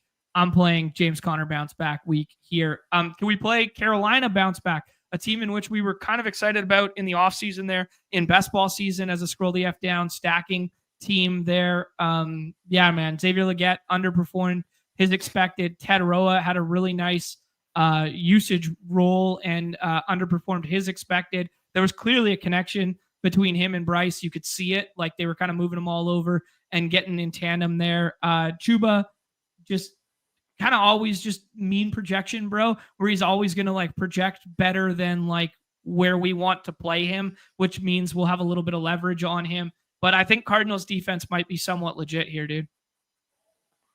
Yeah, it's definitely something to watch here. I'll buy the dip on the Panthers all season. If this is just a continued bad spot, I'll just martingale the shit out of them.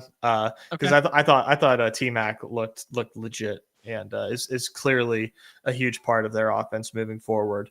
Chuba role looks awesome. Both those guys I think are excellent scrolls in the BR. There's a chance Cardinals defense is good. Those two are firmly in the draftable range. They're like in the sweet spot of ADP in terms of scrolls. Yeah, both Chuba and Tataroa. I mean, we're dealing with a 34.6 ADP and a 35.1. I mean, just ballpark 30% maybe, and most of it's going to be tethered to the bring back nature of Arizona. So if you just utilize one of those guys as a one-off, your lineup is instantly unique in the 6 persons. Bryce Young, quarterback 20, what is that, 26? Quarterback 26 right now. If you believe anything that you saw at the back end of last year where he was rushing a little bit and he looked a little bit more fun, I mean, in the dog bowl, would it be crazy for a quarterback 26, Bryce Young, to just go 2 touchdowns through the air and 1 on the ground and win somebody a dog bowl seat? Stranger things have happened on a 12-game slate. 100%. Yeah. Okay, cool. 2 more games to go here, Nez. We already kind of talked about Colts and Broncos accidentally off the start there. Bo Nix looked like bad. I'm going to give him a pass. Titans defense might be legit. I'm going to give him a pass in game 1. Cortland Sutton just continues to be like such a good floor play where he just every single game, man, like what, just 560-1 or 570-1 over and over again there. RJ Harvey had like a flash, an exciting moment, but this looks like it's J.K. Dobbins' backfield right now in terms of usage. Thoughts on the Broncos side there? Yeah, I'm buying in on the Broncos this week. Okay. And thinking that this game could be a little higher scoring than what it's currently at total wise. Mm-hmm. Yeah, Bo Nix had an awful week 1 for sure. But there was too much strong fantasy performances last year for me to just like think that he's a sophomore slump here. Especially, given I think that the offense is in better shape than it was last year. Now he lost Evan Ingram, and he will probably not have Evan Ingram this week. I don't know if that's confirmed yet or not, but that seems all but written. He hurt his calf. There is nothing definitive yet in terms of inactive or missing practice or anything just yet. He just has a Q tag on the site right now. Haven't seen an update in the last 3 hours. Yeah, I would lean he sits, which makes Sutton a pretty good pick in 6-person drafts. A little Sutton Nix stack or Nix naked, you could even roll out. But I'm with you on the backfield commentary. You can't really draft RJ Harvey right now in six persons, whereas JK, I think you could. Sure, yeah. I mean, this is an interesting point from Schmo where it's just like he feels like a 1% 2 touchdown candidate. And like effectively, if you're going to win a 6-person contest, we are looking for a score that reflects 2 touchdowns. So I mean, a decent little shout there where it's like, it's a good label. Maybe he's a better play, like dog bowl flex guy. Like, you know what I mean? Yeah, I think he's going to be 6th round, borderline undrafted in dog bowls too. Yeah, that seems like the spot, the 12 persons more so than the 6s, but I will not say no to the 6s. Let's move to the other side there, dude. Colts smash in week 1. They're the first team in, I don't know, the modern era of whenever. The stat is everywhere right now, where Danny Dimes leads an offense to score on every single possession they had. How much of that is Danny Dimes and this Colts offense? I mean, you already brought up Loving Warren this week. You were kind of off of the Pittman stuff because you're anticipating some Patrick Surtain treatment, which makes maybe Downs a little interesting as a pivot there. Yeah, Jonathan Taylor's usage was fucking insane until he got a little nicked up in I think it was the tail end of the third quarter, but he basically just didn't come off the field. People laughed at us last week, Nez. My direct quote was Danny Dimes is the guy who rising tide lifts all ships for this offense here. And they laughed at us in the chat. They laughed at us. I'm not fucking forgetting you guys. I remember all those screen names. I wrote them all down over here. And that's exactly what happened, man. He's when it was Anthony Richardson at the helm here, it was like him and JT, and that's all you could ever play. Like that's because it was going to funnel through those guys. Now with Danny Dimes dispersing a little bit, it just opens up more creative paths to playing the Colts. That being said, they get the Broncos, who a lot of people thought were going to be the best defense on paper to start the season here, or one of them. So what do you think? Yeah, I know. I'm like, I don't want to overreact to what we saw in week 1 from the Colts in terms of scoring on every drive. I have a feeling that streak probably ends against Denver. But love Jonathan Taylor this week, and he's ADP like 20 something. Like I said, I'm kind of like not calibrating, but like kind of, trying to ball know this one and say, okay, Surtain on Pittman, and that opens up Downs, because Downs is like, this is an ultimate like post flop or flop lag spot for Downs here, where he's the slot guy. He actually plays way more snaps because this is a more competitive game than the game was last week. And we kind of forget all of the FUD that was surrounding Josh Downs. And he's a week healthier as well, coming off of his injury. I believe his was a hammy. So I think Downs is like really sneaky. Pierce potentially, but he's more of an outside guy. That's why I was kind of trending towards obviously Jonathan Taylor. He goes 100% of the time, but Warren, like putting an emphasis on Warren. And then in 12-person drafts, a sneaky Josh Downs is something that I actually believe in. So that's how I'm looking at the Colts here. Yeah, you and I are seeing this one very similar. I like that a lot there. Very interesting that the Broncos are 2-point road favorites in this one after what we saw from the first week from both of these teams. You're surprised?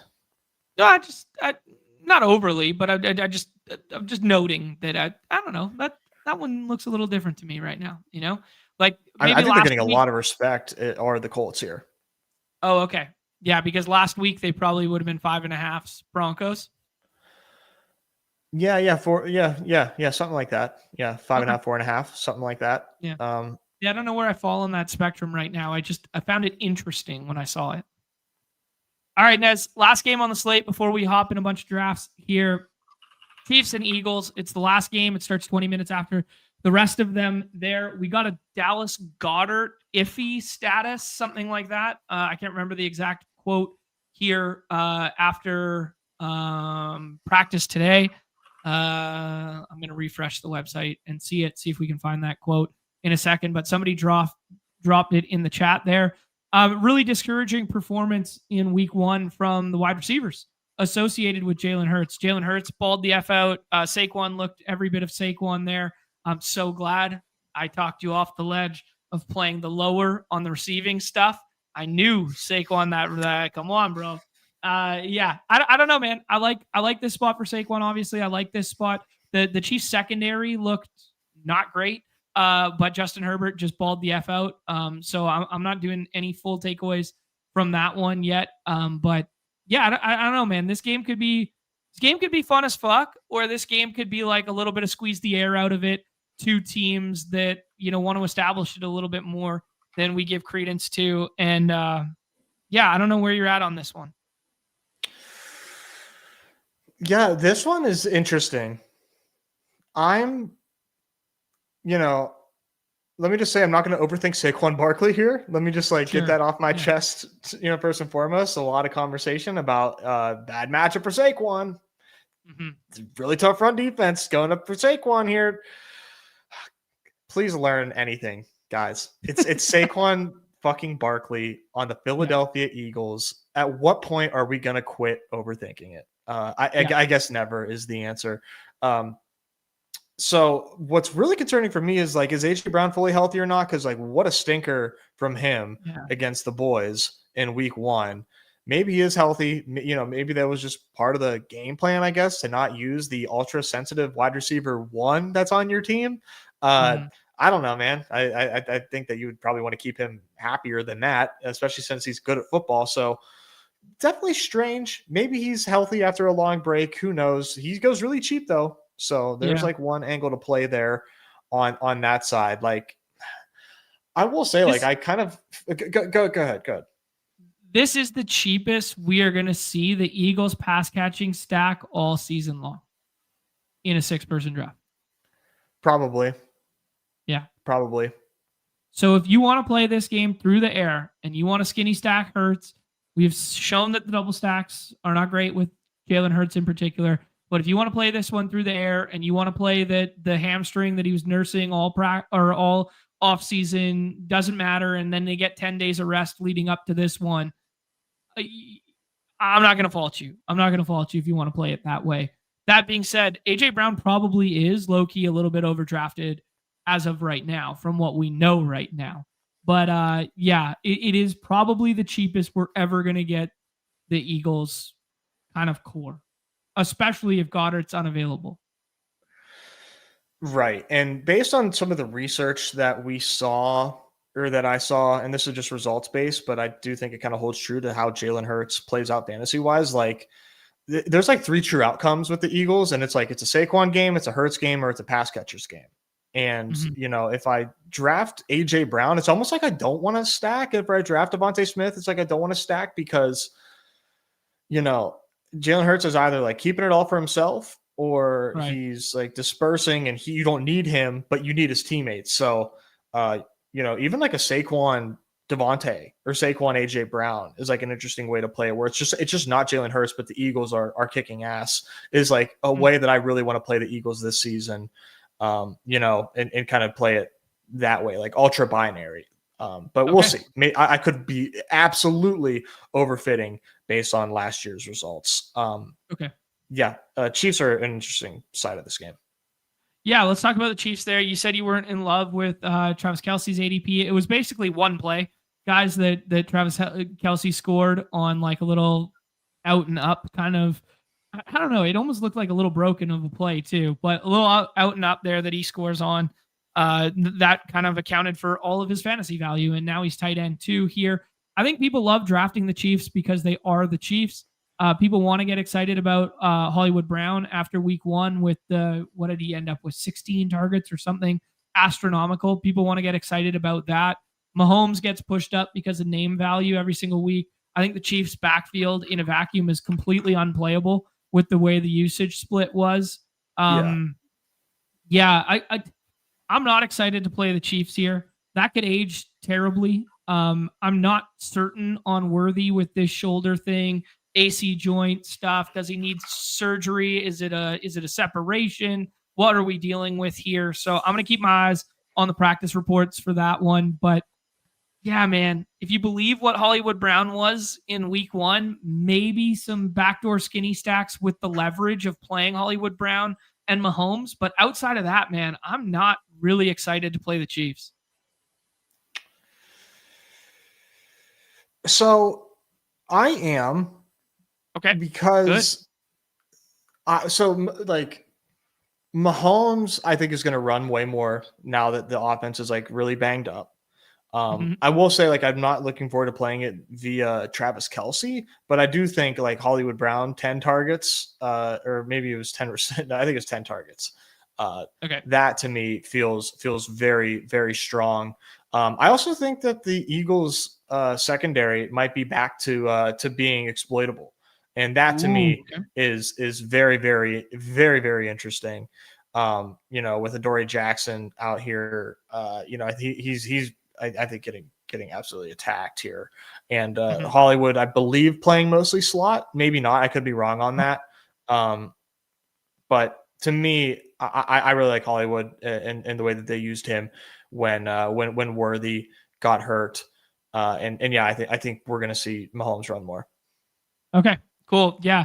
Yeah. Jordan saying like excited to play Mahomes when clearly shouldering the load. Like that makes sense. I think I'm kind of walking back my statement a little bit now that you guys point that out to me. The Hollywood Brown line was 16 targets, 10 receptions, and 99 yards for him there. So yeah, I mean that's something to scroll to when you go ahead and look at his ADP there. Anything in the backfield in the 12 persons? Do you want to take a shot on Pacheco? Do you want to take a shot on Kareem Hunt falling into the end zone? Anything like that? No, I'm with you. I don't want any part of that backfield. Okay, cool. All right, Nez, that was all the games. It's time to do some drafting here. Unless there's anything you want to say on the games, we'll leave the scroll the F downs and some of the targeted plays for off and on the clock on Friday there, though I'm sure some will accidentally come up in our drafts here. But yeah, anything else you want to say on the games as I hop us into the Battle Royale Week 2? No, I think we're ready. I think we covered this slate extensively. Love to see it. And I'm feeling good.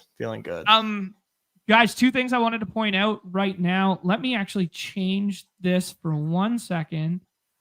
Stop this and show you guys. See if I can share the entirety of a window for a second. Okay. As you guys can see, I am using the Solver Draft Assist. There you guys go. You can see what's going on there now that I bring up the side thing. They added projection variance setting to it, which is a very cool feature because basically projections are stagnant, right? And the dynamic rankings of playing with this tool is it'll boost correlation patterns, right? But now they've added in the variance add of projection variance where a player will plus or minus at random, whatever you set that right-hand bar at. So I can scroll it as high as 50%. So that means if someone's projecting for like 12 points, for instance, in a random isolated draft, the solver could then project him for 6, or he could project for, 12. So he could project for 18 there. So it very, very cool, like randomization wrinkle added to it. Nez, which would you like to pick here? We were talking about Henry not being our 101. Is it CMC? Is it Chase? Who do you like? It's CMC for me, man. All right, let's do it. CMC, some of the best usage in all of the world. As you guys can see right now, too, you could switch up the projection set that is going in there. Both the default ones for the solver and establish the run are not out yet. So it's just working off of the Underdog projections in the right-hand column here. So we're kind of going to just ignore the best available projection because it's going to just keep telling us the highest projected player. It's literally like filtering by projection. That's more useful on Thursdays onward once all the projection models are out there. Okay, now I can remove that and show you guys in the tab view so it looks nicer. Yeah, once if you have to have access to their projections, I believe. But once you do, man, like that's such a fun little feature. We're always kind of looking for ways to randomize our decisions in easier ways, and having that just like built in, I think is so cool. Yeah, very cool. Kind of like next step and next evolution of these games. Nez, this is kind of what we've grown accustomed to seeing in these drafts here, where we kind of talk about the big 5 at the positions, and then we talk about the 2 big onesies. Then we talk about Gibbs as a bounce back candidate. And then the next to kind of go in this area is usually Trey McBride and or BTJ or Achan. Just thoughts on that dichotomy on the board here. Yeah, this is like what I've been seeing a lot. I'm not exactly sure where the best pick on the board is yet, but probably it seems like the back half. Yeah, it does feel like a back half. It feels like a very top heavy kind of 8-ish there. Ooh, fun pick there. You can do what you would like here. I'm Chase Brown, Trey McBride here. Okay, cool. Yeah, let's take 2 of the best projecting plays on the slate and then figure it out after the fact. Let's go ahead. We have now filled up our flex position and we have filled up our tight end slot. So just wide receivers and quarterback from here on out Yeah, to me, man, I'm taking Trey McBride as early as like the 1-2 turn. Okay. Yeah, question in the chat here from AZ Cards. When does the ETR stuff come out? It's usually 8 p.m. Eastern on Wednesdays, and that'll be the projection set. And then Thursday morning is kind of like the drag and drop rankings, or the rankings that then go into the solver. There is kind of like their thing. There's a full chapter on it in the masterclass. Check it out. It's awesome. But yes, I think what's going to happen when that stuff comes out is people are really going to start pushing up, like these Jackson and Allen teams that fall in the second are not going to be as readily available. And these Trey McBride teams in the third, not going to be as readily available when people get a hold of the projections and the rankings for this week. Yeah, I'm curious how they're going to rank this, because like projections are one thing. I'm very curious to see how they rank it. I'm not exactly sure what moves these ADPs more, but I would probably lean the rankings. That's kind of what I see people reference more often. So yeah, I am, because like I wonder if they're going to have Trey McBride as bullish as I see it. Yeah, no, I think they will, man. I think they'll agree with you for sure. Just given like the disparity on the slate at the tight end position, the warp conversation that is somewhat evergreen for us. Guys, you're going to see a lot of this. Not that it's bad necessarily, but what Troy's doing at the end here, this kind of pairing of like a mini game stack. If I had to estimate like the ETN ownership, but then ETN coupled with a Bengal ownership, like it's going to be like, let's make this pick first here. Jalen Hurts goes, Burrow comes back. We could do it with Chase Brown to be a little bit contrarian. I'd like to scroll a little bit more than that. Double stack available with the Arizona stuff. I'm cool with Ricky. I saw you hover over him. We got CMC though. Yep. No, thank you. JSN, AJ Brown. I'm cool with JSN.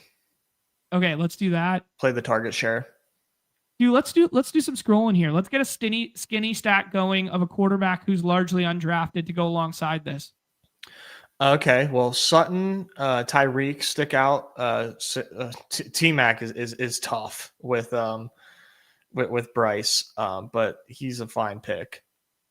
All right, let's do this Sutton and do Bo Nix. Yeah, that's what I'm thinking. I mean, Sutton's a good enough scroll on his own that if Kyler comes back, we could opt to do the Kyler McBride, just because like we introduced enough leverage by scrolling to a 34.7 there in terms of combos. Plus, we also got a little bit of a unique front end combo where we got pick 10 to come back to 12 alongside McCaffrey there, and we got pick 10 to come back to 13 with Trey McBride. So like just the leverage alone of Sutton is probably enough to make sure this lineup is not duped. But we could also go one bridge further and go, okay, Bo Nix to stack with this, and that's a super stack. Yeah, no, that feels good. I didn't mention it, I don't think, but I've taken Troy Franklin and Bo Nix in the dog bowl. Wow, spicy marks, shower narrative. Two times now. Wow. I like it a lot, man. I think it's definitely not necessarily dead if Ingram plays, but it's kind of a play on Ingram not playing and targets being taken away from there, even though that's not necessarily like an overlap of routes or roles. But man, I mean, to me, Franklin is just like a big play dude waiting to happen. And I like the usage week one, like better usage than Marvin Mims week one. To me, that's just something that I want to be early on. And I might be the only one with Troy Franklin shares in dog bowl. If Mr. Go AZ Cars can stop going in streams and asking people what they think about me taking Troy Franklin, maybe then it will be, but who knows? Nez, do you like the Kyler stack, or do we want to stick to our guns and scroll all the way the F down to Bo Nix? No, let's do Bo. Let's do it. Bo Nix, it is with that scroll the F down selection, potential bounce back spot here versus the Colts. The Colts looked decently stout with some confusing pressures and confusing droppings into coverage there against Miami.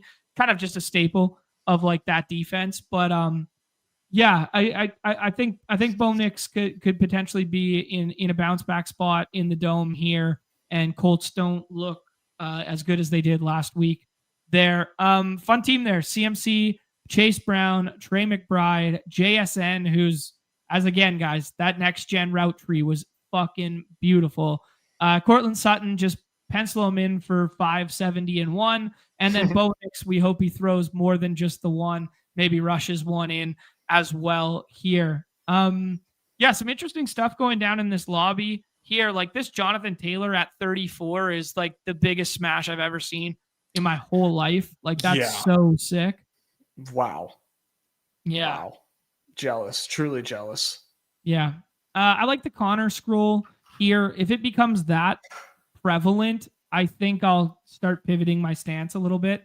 Like if he starts pushing up like there frequently, maybe I'll have to find a new scroll. Javonte Williams alongside CeeDee Lamb is an interesting little play there. Doing Flowers with Allen, like that's an interesting little leverage because almost everybody who does Lamar is going to think to do Flowers, and everybody who does Allen is going to think to do one of the free stacks. So just an interesting combinatorial one there. A scroll the F down of Hollywood Brown alongside Mahomes. Like, what if he just gets 16 targets again? Nez, we haven't had the Njoku Fannin discussion fully, but I'll give you the floor there. Between the two of them, are you buying the Fannin usage, or are you buying, hey, give me the Njoku stuff second time out? No, I mean, I think Fannin is legit, and I think he's very good. Yeah. But I'm going to take whoever is the lesser drafted player if I need one of them in a draft. Okay. Sounds good, my friend. GM Bindles, David's asking, AJ went undrafted, common question mark. I wouldn't say it's common, but I think AJ Brown is going to be, what was our estimate there? I think I set the bar at 91 when we were talking about it earlier. Was that AJ Brown? Thought so. It was someone in that range. I thought that was Kelsey. It was Kelsey. You're right. Apologies. Yes, you're right. But they're pretty close. They're pretty close. They're right beside each other in ranking. Yeah, AJ Brown will be like 90, I think. 90, yeah. So not crazy, uncommon, but definitely not the norm. CRC's in here. League of Items is in here. Joka's in here. Schmo's in here again. Know everybody. Mahara. I don't know how to say that guy's name. Can break it up so many different ways. But if you're hanging out, say what up.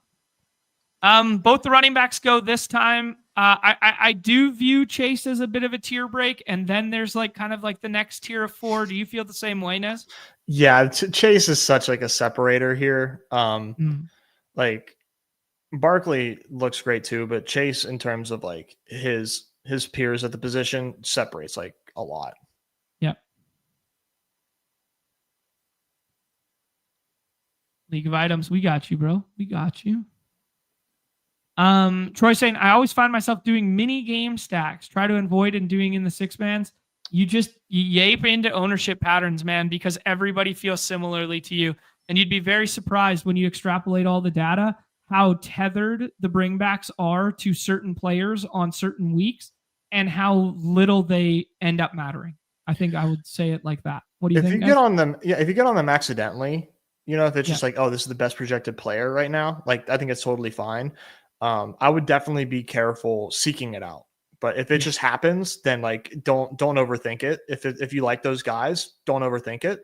But I would definitely caution against seeking it out. Good shout. Yeah, so this is kind of more of what we've been grown accustomed to. I think I would take Puka here instead of Chase, and then we can start scrolling and doing some weird stuff. But yeah, your thoughts? I think I'm Puka. Yeah, I think Puka is just like the role is so strong. Like if this is WR1 on the week and WR2 on the week, like nobody's surprised. Yeah, no, and this is a fun start. Start. The front end of draft boards this week, Nez, tell me if you feel similarly, feel far less fluid and dynamic than last week. Last week, it was kind of like the top 2 and then do whatever you want. And then Christian McCaffrey got the Q tag, and it was truly do whatever you want. This week is way more rigid in terms of people really going like, hey, these are the tiers, man. I can't fucking deviate. Mm-hmm. Yeah, we just didn't have this level of chalk on the main slate. All these guys were on their own little slates. So yeah, you're seeing absolute like jams in the front end, like you said. Excuse me. One game theory based one. Obviously, we talked about the 4 quarterbacks and how the 4 quarterbacks are basically going to be 100% owned. If you're looking at the board like we are right now, and we have Chase at 3, and we know that 2 quarterbacks are taken on the right hand side of the board, like pushing Burrow to try and get him in the 5th is like pretty strong, unless Joka takes him with Chase Brown right now. But because you open up yourself for the guy on the right hand side of the board to do the Higgins plus Burrow combo, but we can push it for sure. Just knowing that the right hand side of the board has already filled 2 quarterback slots. Okay, sorry, we're on the clock here. I agree. I agree with you. I think we go Achane, I think. All right, I'm good with it. I'm willing to 8 back in on the Achane stuff this week. I know, man. His role seems like very secure, even if the wheels fall off. I still think like he's still there doing his thing. Yeah, for sure. Yeah, Jonathan Taylor goes in the last round of the last draft, and then in this one he goes in the 3rd round, which is a little bit closer to where I think he belongs, and I believe Nez feels similarly there. Purple Yosh with a good point in the chat there. Like, he loves McBride and Chuba, but he's not seeking it because of the correlation. And I'm not necessarily taking Kyler alongside it. Like, I think that's a really good example of one. But like the thing is, like, especially when a guy like Chuba is going to be less than 100% owned, it makes it so much better. 100%. Yeah. I mean, that's something that you want to give credence to and give a boost to. Yeah. Whereas like the patterns that I'm more trying to avoid is like Higgins and ETN when they're both 100% drafted, or like Lamar and Njoku, or the 100% drafted guys more so. Nez, our thesis comes to fruition where we love it, let it go. We could try and push Burrow again if you wanted to, but kind of what do you win when you win? I guess you win James Cook. But what do you think? James Cook might come back. Okay. I would go Burrow here because only Schmo can take a running back here. Yeah. And decent consolation prize with Kyron Williams if we wanted to take Kyron. Cook on the injury report with the calf, limited participant. So got to kind of keep your ear to the streets on that one. And I also missed Dallas Goedert being sounds like game time decision this week. Yeah, I talked about that one a little bit. Yeah, there. I missed that. Brought up in the chat there. I just couldn't find the actual quote. Do you have a real quote on it? Just that his status is up in the air. Okay. Status is up in the air for Sunday. Okay, so we're going to get, even more of a discounted ownership on Dallas Goedert now, just because like people would have been backstacking him quite liberally with Jalen Hurts, and now he's going to be kind of like a little bit more free, which is going to funnel the Hurts stacking stuff way more to AJ Brown and Devonta Smith, rightfully slow. So, yeah. All right. So we could do Kyron, but we have Puka. We could do the calf and just think it's nothing with Cook. Or we could do double stack with T. Or we could scroll to like Brees or someone. Man, I think James Cook or Kyron, and then we scroll. What do you think? Yeah, I'm cool with it. I think I prefer Kyron in a vacuum, but I prefer Cook on this team just given the fact that we have Puka. Right. Yeah, good shout on that. I was not thinking about the the teammate correlation there, kind of cannibalizing the touchdown equity. That was a good shout. I'm definitely fine on embracing some of it with certain types of players, like Achan plus Waddle, Achan plus Tyreek last week was something I did a lot. Kyron plus Puka or Kyron plus Devontae Adams have shown some positive correlation in the past where rising tide lifts all ships kind of deal. But yeah, on this particular lineup, I think it was better to kind of just eat a little bit of chalk there than do it. Nez, this is kind of where we got to get funky here, but Kelsey comes all the way back to us. We could just build a full-fledged GM, or we could go ahead and scroll. We could do like Strange as a bring back. We could do Juwan Johnson as a one-off. Who do you like? I think Strange. Let's do it. Yeah, tight end 11. Kelce. That feels good. Travis Kelce going undrafted in this one. AJ Brown going undrafted in the first one. We finished this one with Joe Burrow, Devin Achan, James Cook, Jamar Chase, Puka Nacua, and Brenton Strange. Fun team there. Yeah, no, that's nice. I think Strange, I think Kelce would not have been a great pick for that team. Just too much. Those are all 90% drafted guys. I prefer the Strange scroll. I know he has that run back that we were kind of like, do we want to avoid that? But yeah, I felt good with that. Yep, likewise. 8 more spots for my first dog bowl of the week. Nez, give me 1 second here. All right. I don't know about you guys, but is dog bowl kind of filling faster? I mean, I haven't had too many multi-tables going. A little bit this morning. But it does seem like dog bowl is filling at a pretty healthy rate. It's at, let's see here. It's for a Wednesday. It's at 31% full. That's pretty healthy. That's pretty damn healthy. So I think there's not a lot of people scared, going into this week, or a lot of people that are, I guess gun shy, clutching their pearls. Nobody got wiped too hard that they're not playing hard on week 2. I think everybody kind of feels similarly in terms of how week 2 goes, in terms of feeling confident about hitting certain angles.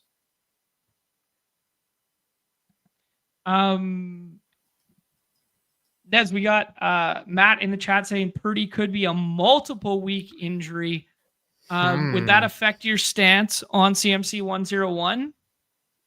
No, I don't think so. Yeah, I feel fine with Mac Jones being there, but it definitely gives me concern about just the receivers there. But I think CMC is still going to be CMC. Okay, sounds good. Tough room for us here. Nez, League Items is in here again, who was in the top 5 last week. Our guy Troy's in here. Nick's in here. Len Keith is in here. Dog Bowl qualifier.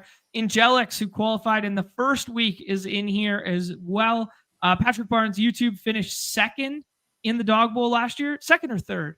It was him. I think he was second, and Dark Sheep was third last year in the Dog Bowl there. So he's in here. Lulz Hot Dogs, who scooped first and second in the NBA Dog Bowl, is hanging out in this one. The What, who's always hanging out in the chat. And who else we got? Mathology. Oh my God. The man who did the Hawk Tua stack at the Dog Bowl last year. This is a who's who of Dog Bowl legends in here, my friend. Yeah, I mean, I'm flattered. I'm honored. This has really been the story of the entire week so far. I mean, every time you're in a lobby, it's just oh, sweet. Nothing but crushers. Love it. Yeah. Yeah. Respooked in here as well. Nez, thoughts on premium onesies in the Dog Bowl this week, or should we do Chase or Puka? No, I'm definitely Chase or Puka. Okay, sounds good. Just harder for the quarterback scoring to fully separate when your flex position scoring at the back end is so much lower in the Dog Bowls, as a macro thesis idea there, Nez? That's essentially the thought. Yeah.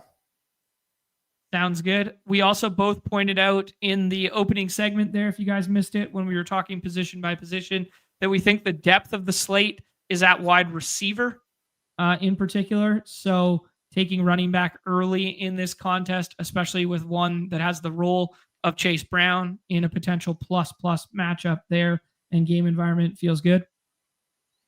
Right. Yeah.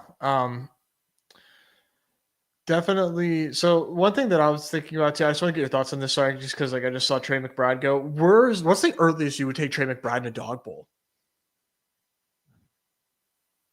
Probably there. Probably 10, 11, 12, something like Yeah. that. I mean, personally, I don't like building that way. I like doing kind of like more of the scrolly and go touchdown hunting. It's hard for he's got to score 20 or 25 at the tight end position to separate, and that's really fucking hard to do, especially given his track record in scoring touchdowns.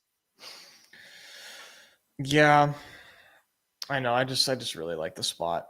I'm or out of control. I don't know. Yeah. Maybe we are.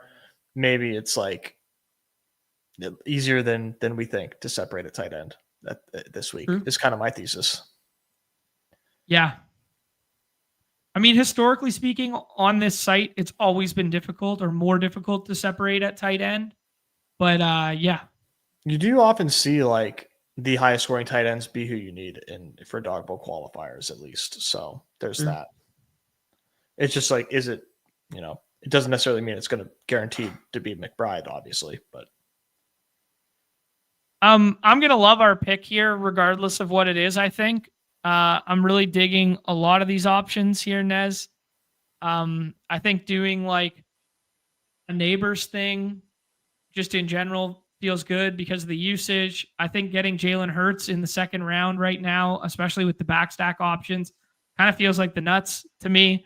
Yeah, what do you like? Yeah, Hurts, Amon-Ra, probably the move here. Yeah, Amon-Ra feels like a good game correlation one we could build out too. I just don't think Hurts is going to stay this far down once the hashtag models come out. I'm not. I think Hurts is kind of what we talked about in the regular season. That like Hurts was a little bit closer to these two guys than the ADPs indicated, and nobody ever wanted to admit it. Do you want to hear a hot take? I would love to. I think Joe Burrow will project better than Hurts on this slate, and we end up seeing some. Now, maybe it's a bridge too far, but potentially some T. Higgins, Joe Burrow at the 2-3, and it becomes extremely difficult to stack Chase with Joe Burrow. With Joe Burrow, interesting. I don't think that's a bridge too far. I think it's a pretty cool. I think it's a pretty reasonable take. I'm not sure. He could be number 2 in projections. Honestly, like I feel like they're gonna like him that much. Like I saw on Redacted like a ton of Joe Burrow doubles. In defense of our site versus the Redacted, it's going to project so much better on the Redacted with the 300-point bonus, with the elongated rosters where you want to build doubles, like that sort of thing. So I don't think I would do it as heavily here, but like, yeah, I could definitely see the thesis where it's like, it's hard to get Burrow to fall back to the Chase teams. Yeah.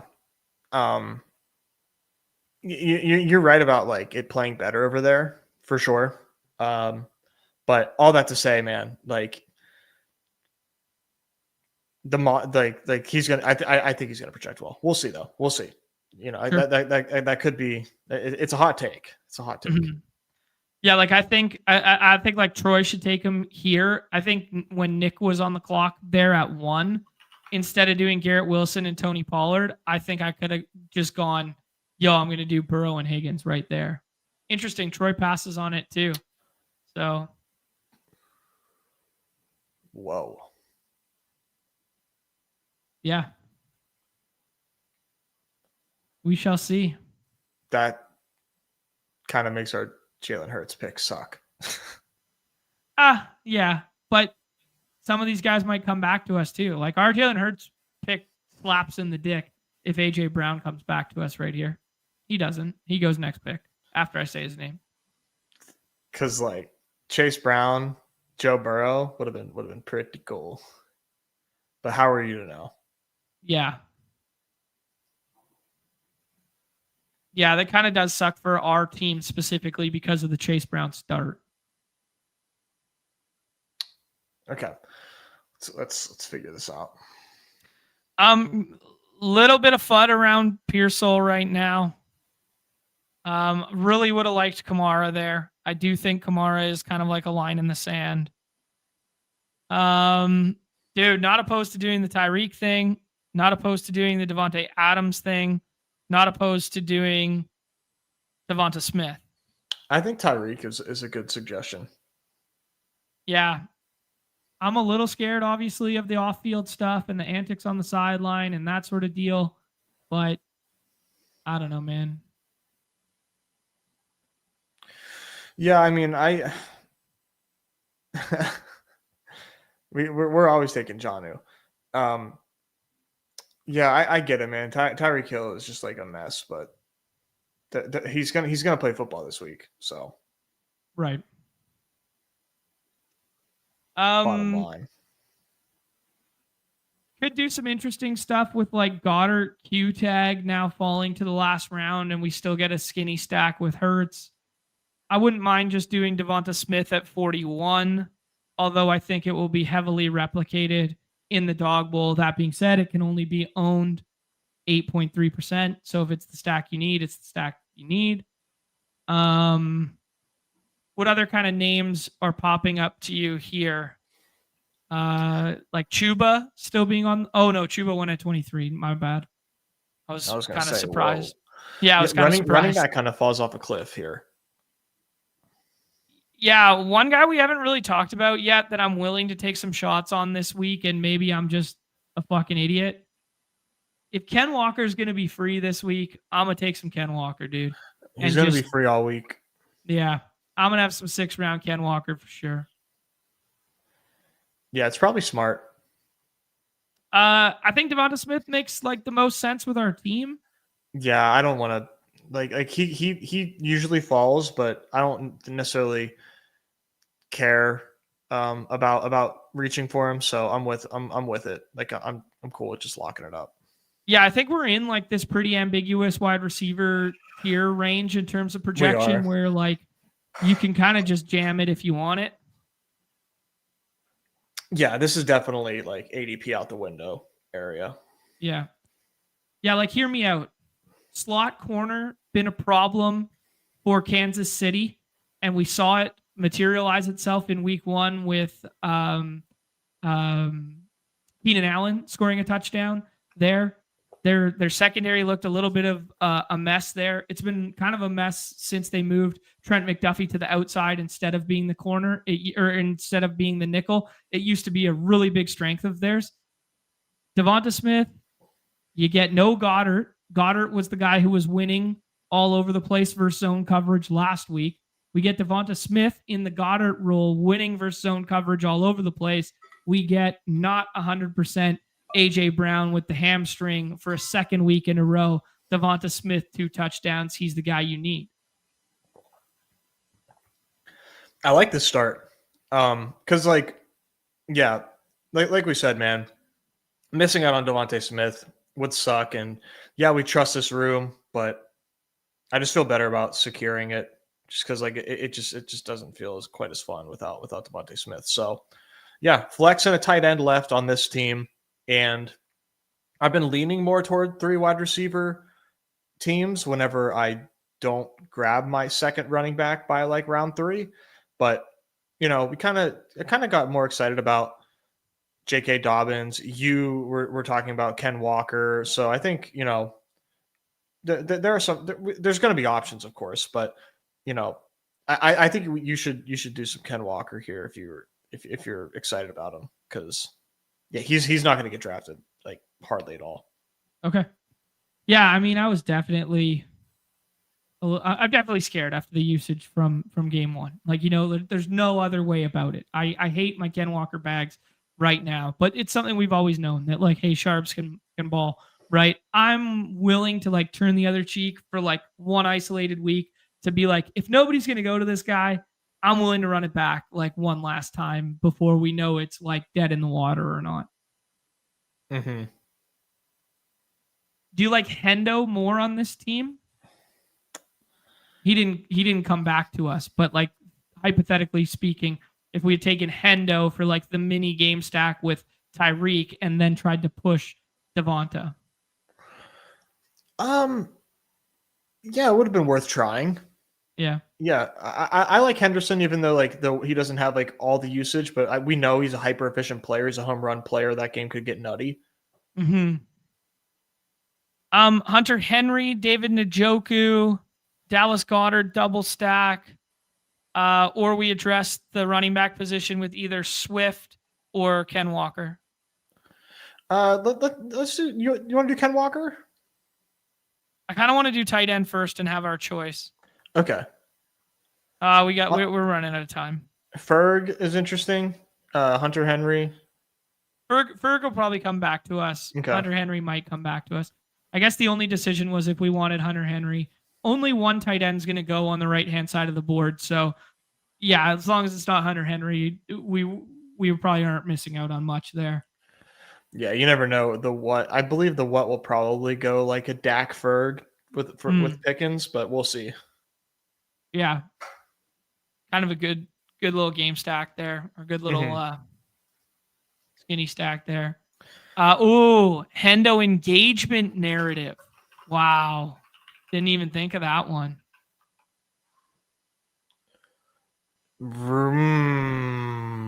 That's a good one. Dude, what a polarizing difference in like two guys from the same backfield, Judkins and Hendo. You know? Like one guy gets all the steam in the preseason. Everybody's getting so excited about Hendo. He's engaged to his longtime girlfriend. Like, welcome to the league. The other guy is having all the troubles in the world right now. He's having a discipline hearing, like blah, blah, blah. And they were tethered to each other because of the Ohio State stuff. And they were tethered to each other because people couldn't decide who they liked more as a draft prospect. So just interesting how those stories have unfolded two different ways. I mean, the Judkins situation is not funny, but that comparison is I'm sorry. That was good. That was good. That comp guy. Comp guy, baby. Objectively hilarious comp guy. Hunter Henry comes back to us, Nez, if we want it. We could play squeaky wheel Mark Andrews in one of the highest totals on the slate. We could play squeaky wheel David Njoku. We could play Dallas Goedert double stack and then swap later when we have more information. Jonnu's role was nice. It's a little bring back off of the Ken Walker. What do you like? Yeah, I'd say Jonnu or Mark Andrews. It feels crazy to click Jonnu Smith's name over Mark Andrews' name. But let's fucking do it. Let's have some fun. Let's win go. A dog bowl seat, baby. Let's go. Arthur Smith simply cannot have an offense run without Smith. Dude, Jonnu's fun, man. I think he's going to have a pretty strong role all season long. Yeah. Big potential there. Kincaid goes. Noah Fant goes with the Burrow. There's introduce some leverage with Noah Fant. I actually didn't look at the Gesicki and Fant splits. I did see Fant scored, not Gesicki. So that's interesting. Yeah, I have not checked out their routes either. That would be good to know.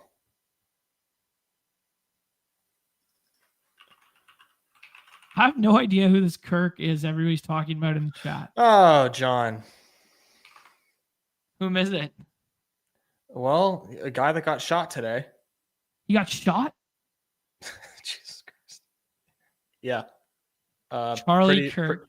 Pretty bad. I I know who this guy is. I know who he is. Yeah. He got popped today. Wow. Yeah.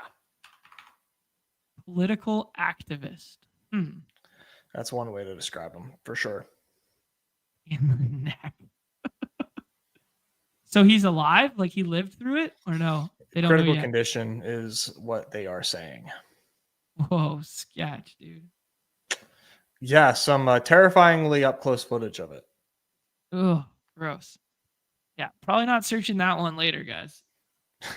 Interesting. Nick goes with an unstacked Trevor Lawrence at the end there. Interesting it. draft strat. Okay. I have no problems with that at all. Nope. Some interesting teams in here. Little Caleb double stack or Caleb single stack rather. So that's playing back into the narrative. He had a really nice fantasy score despite it not looking pretty in the tail end of that game last week.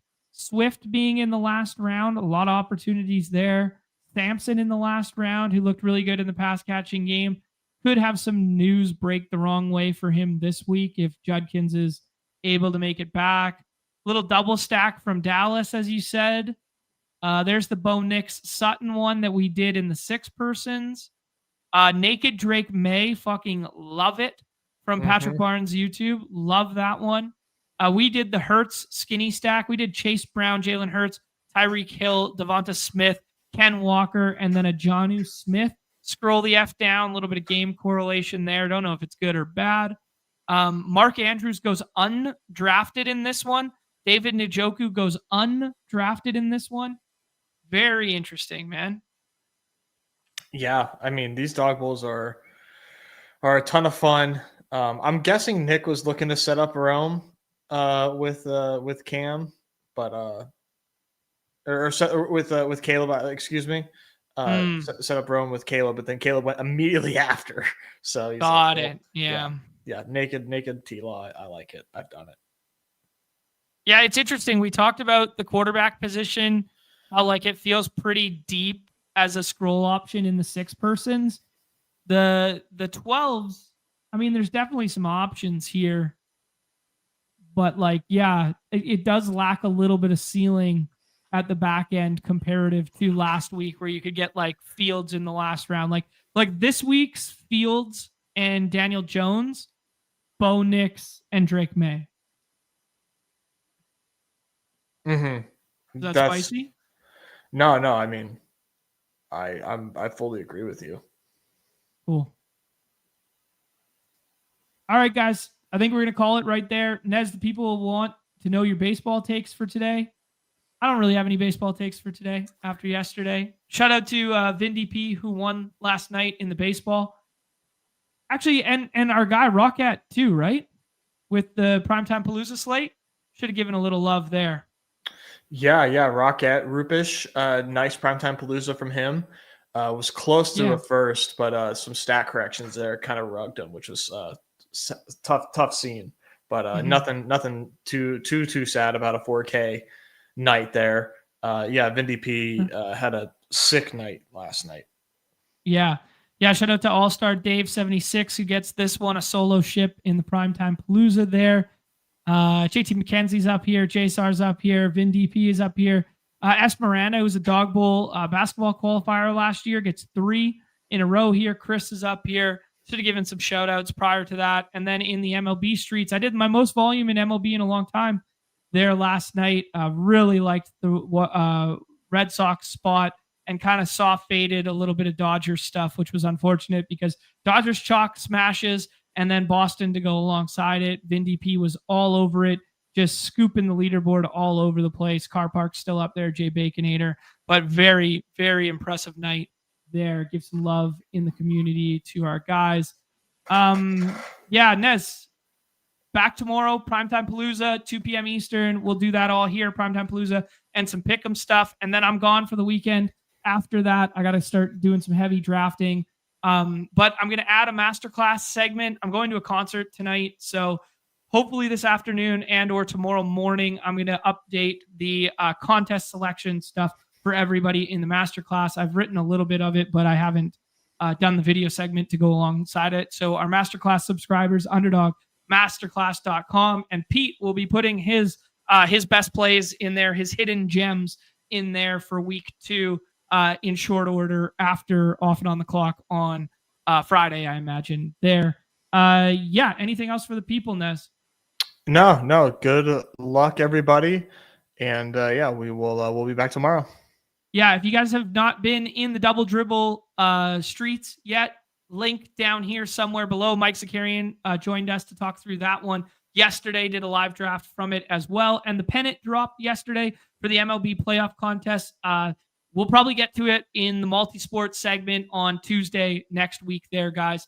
Feels like a good little break in the week to maybe do a full baseball show, do like the daily slate, and then do the pennant right after Tuesday of next week there.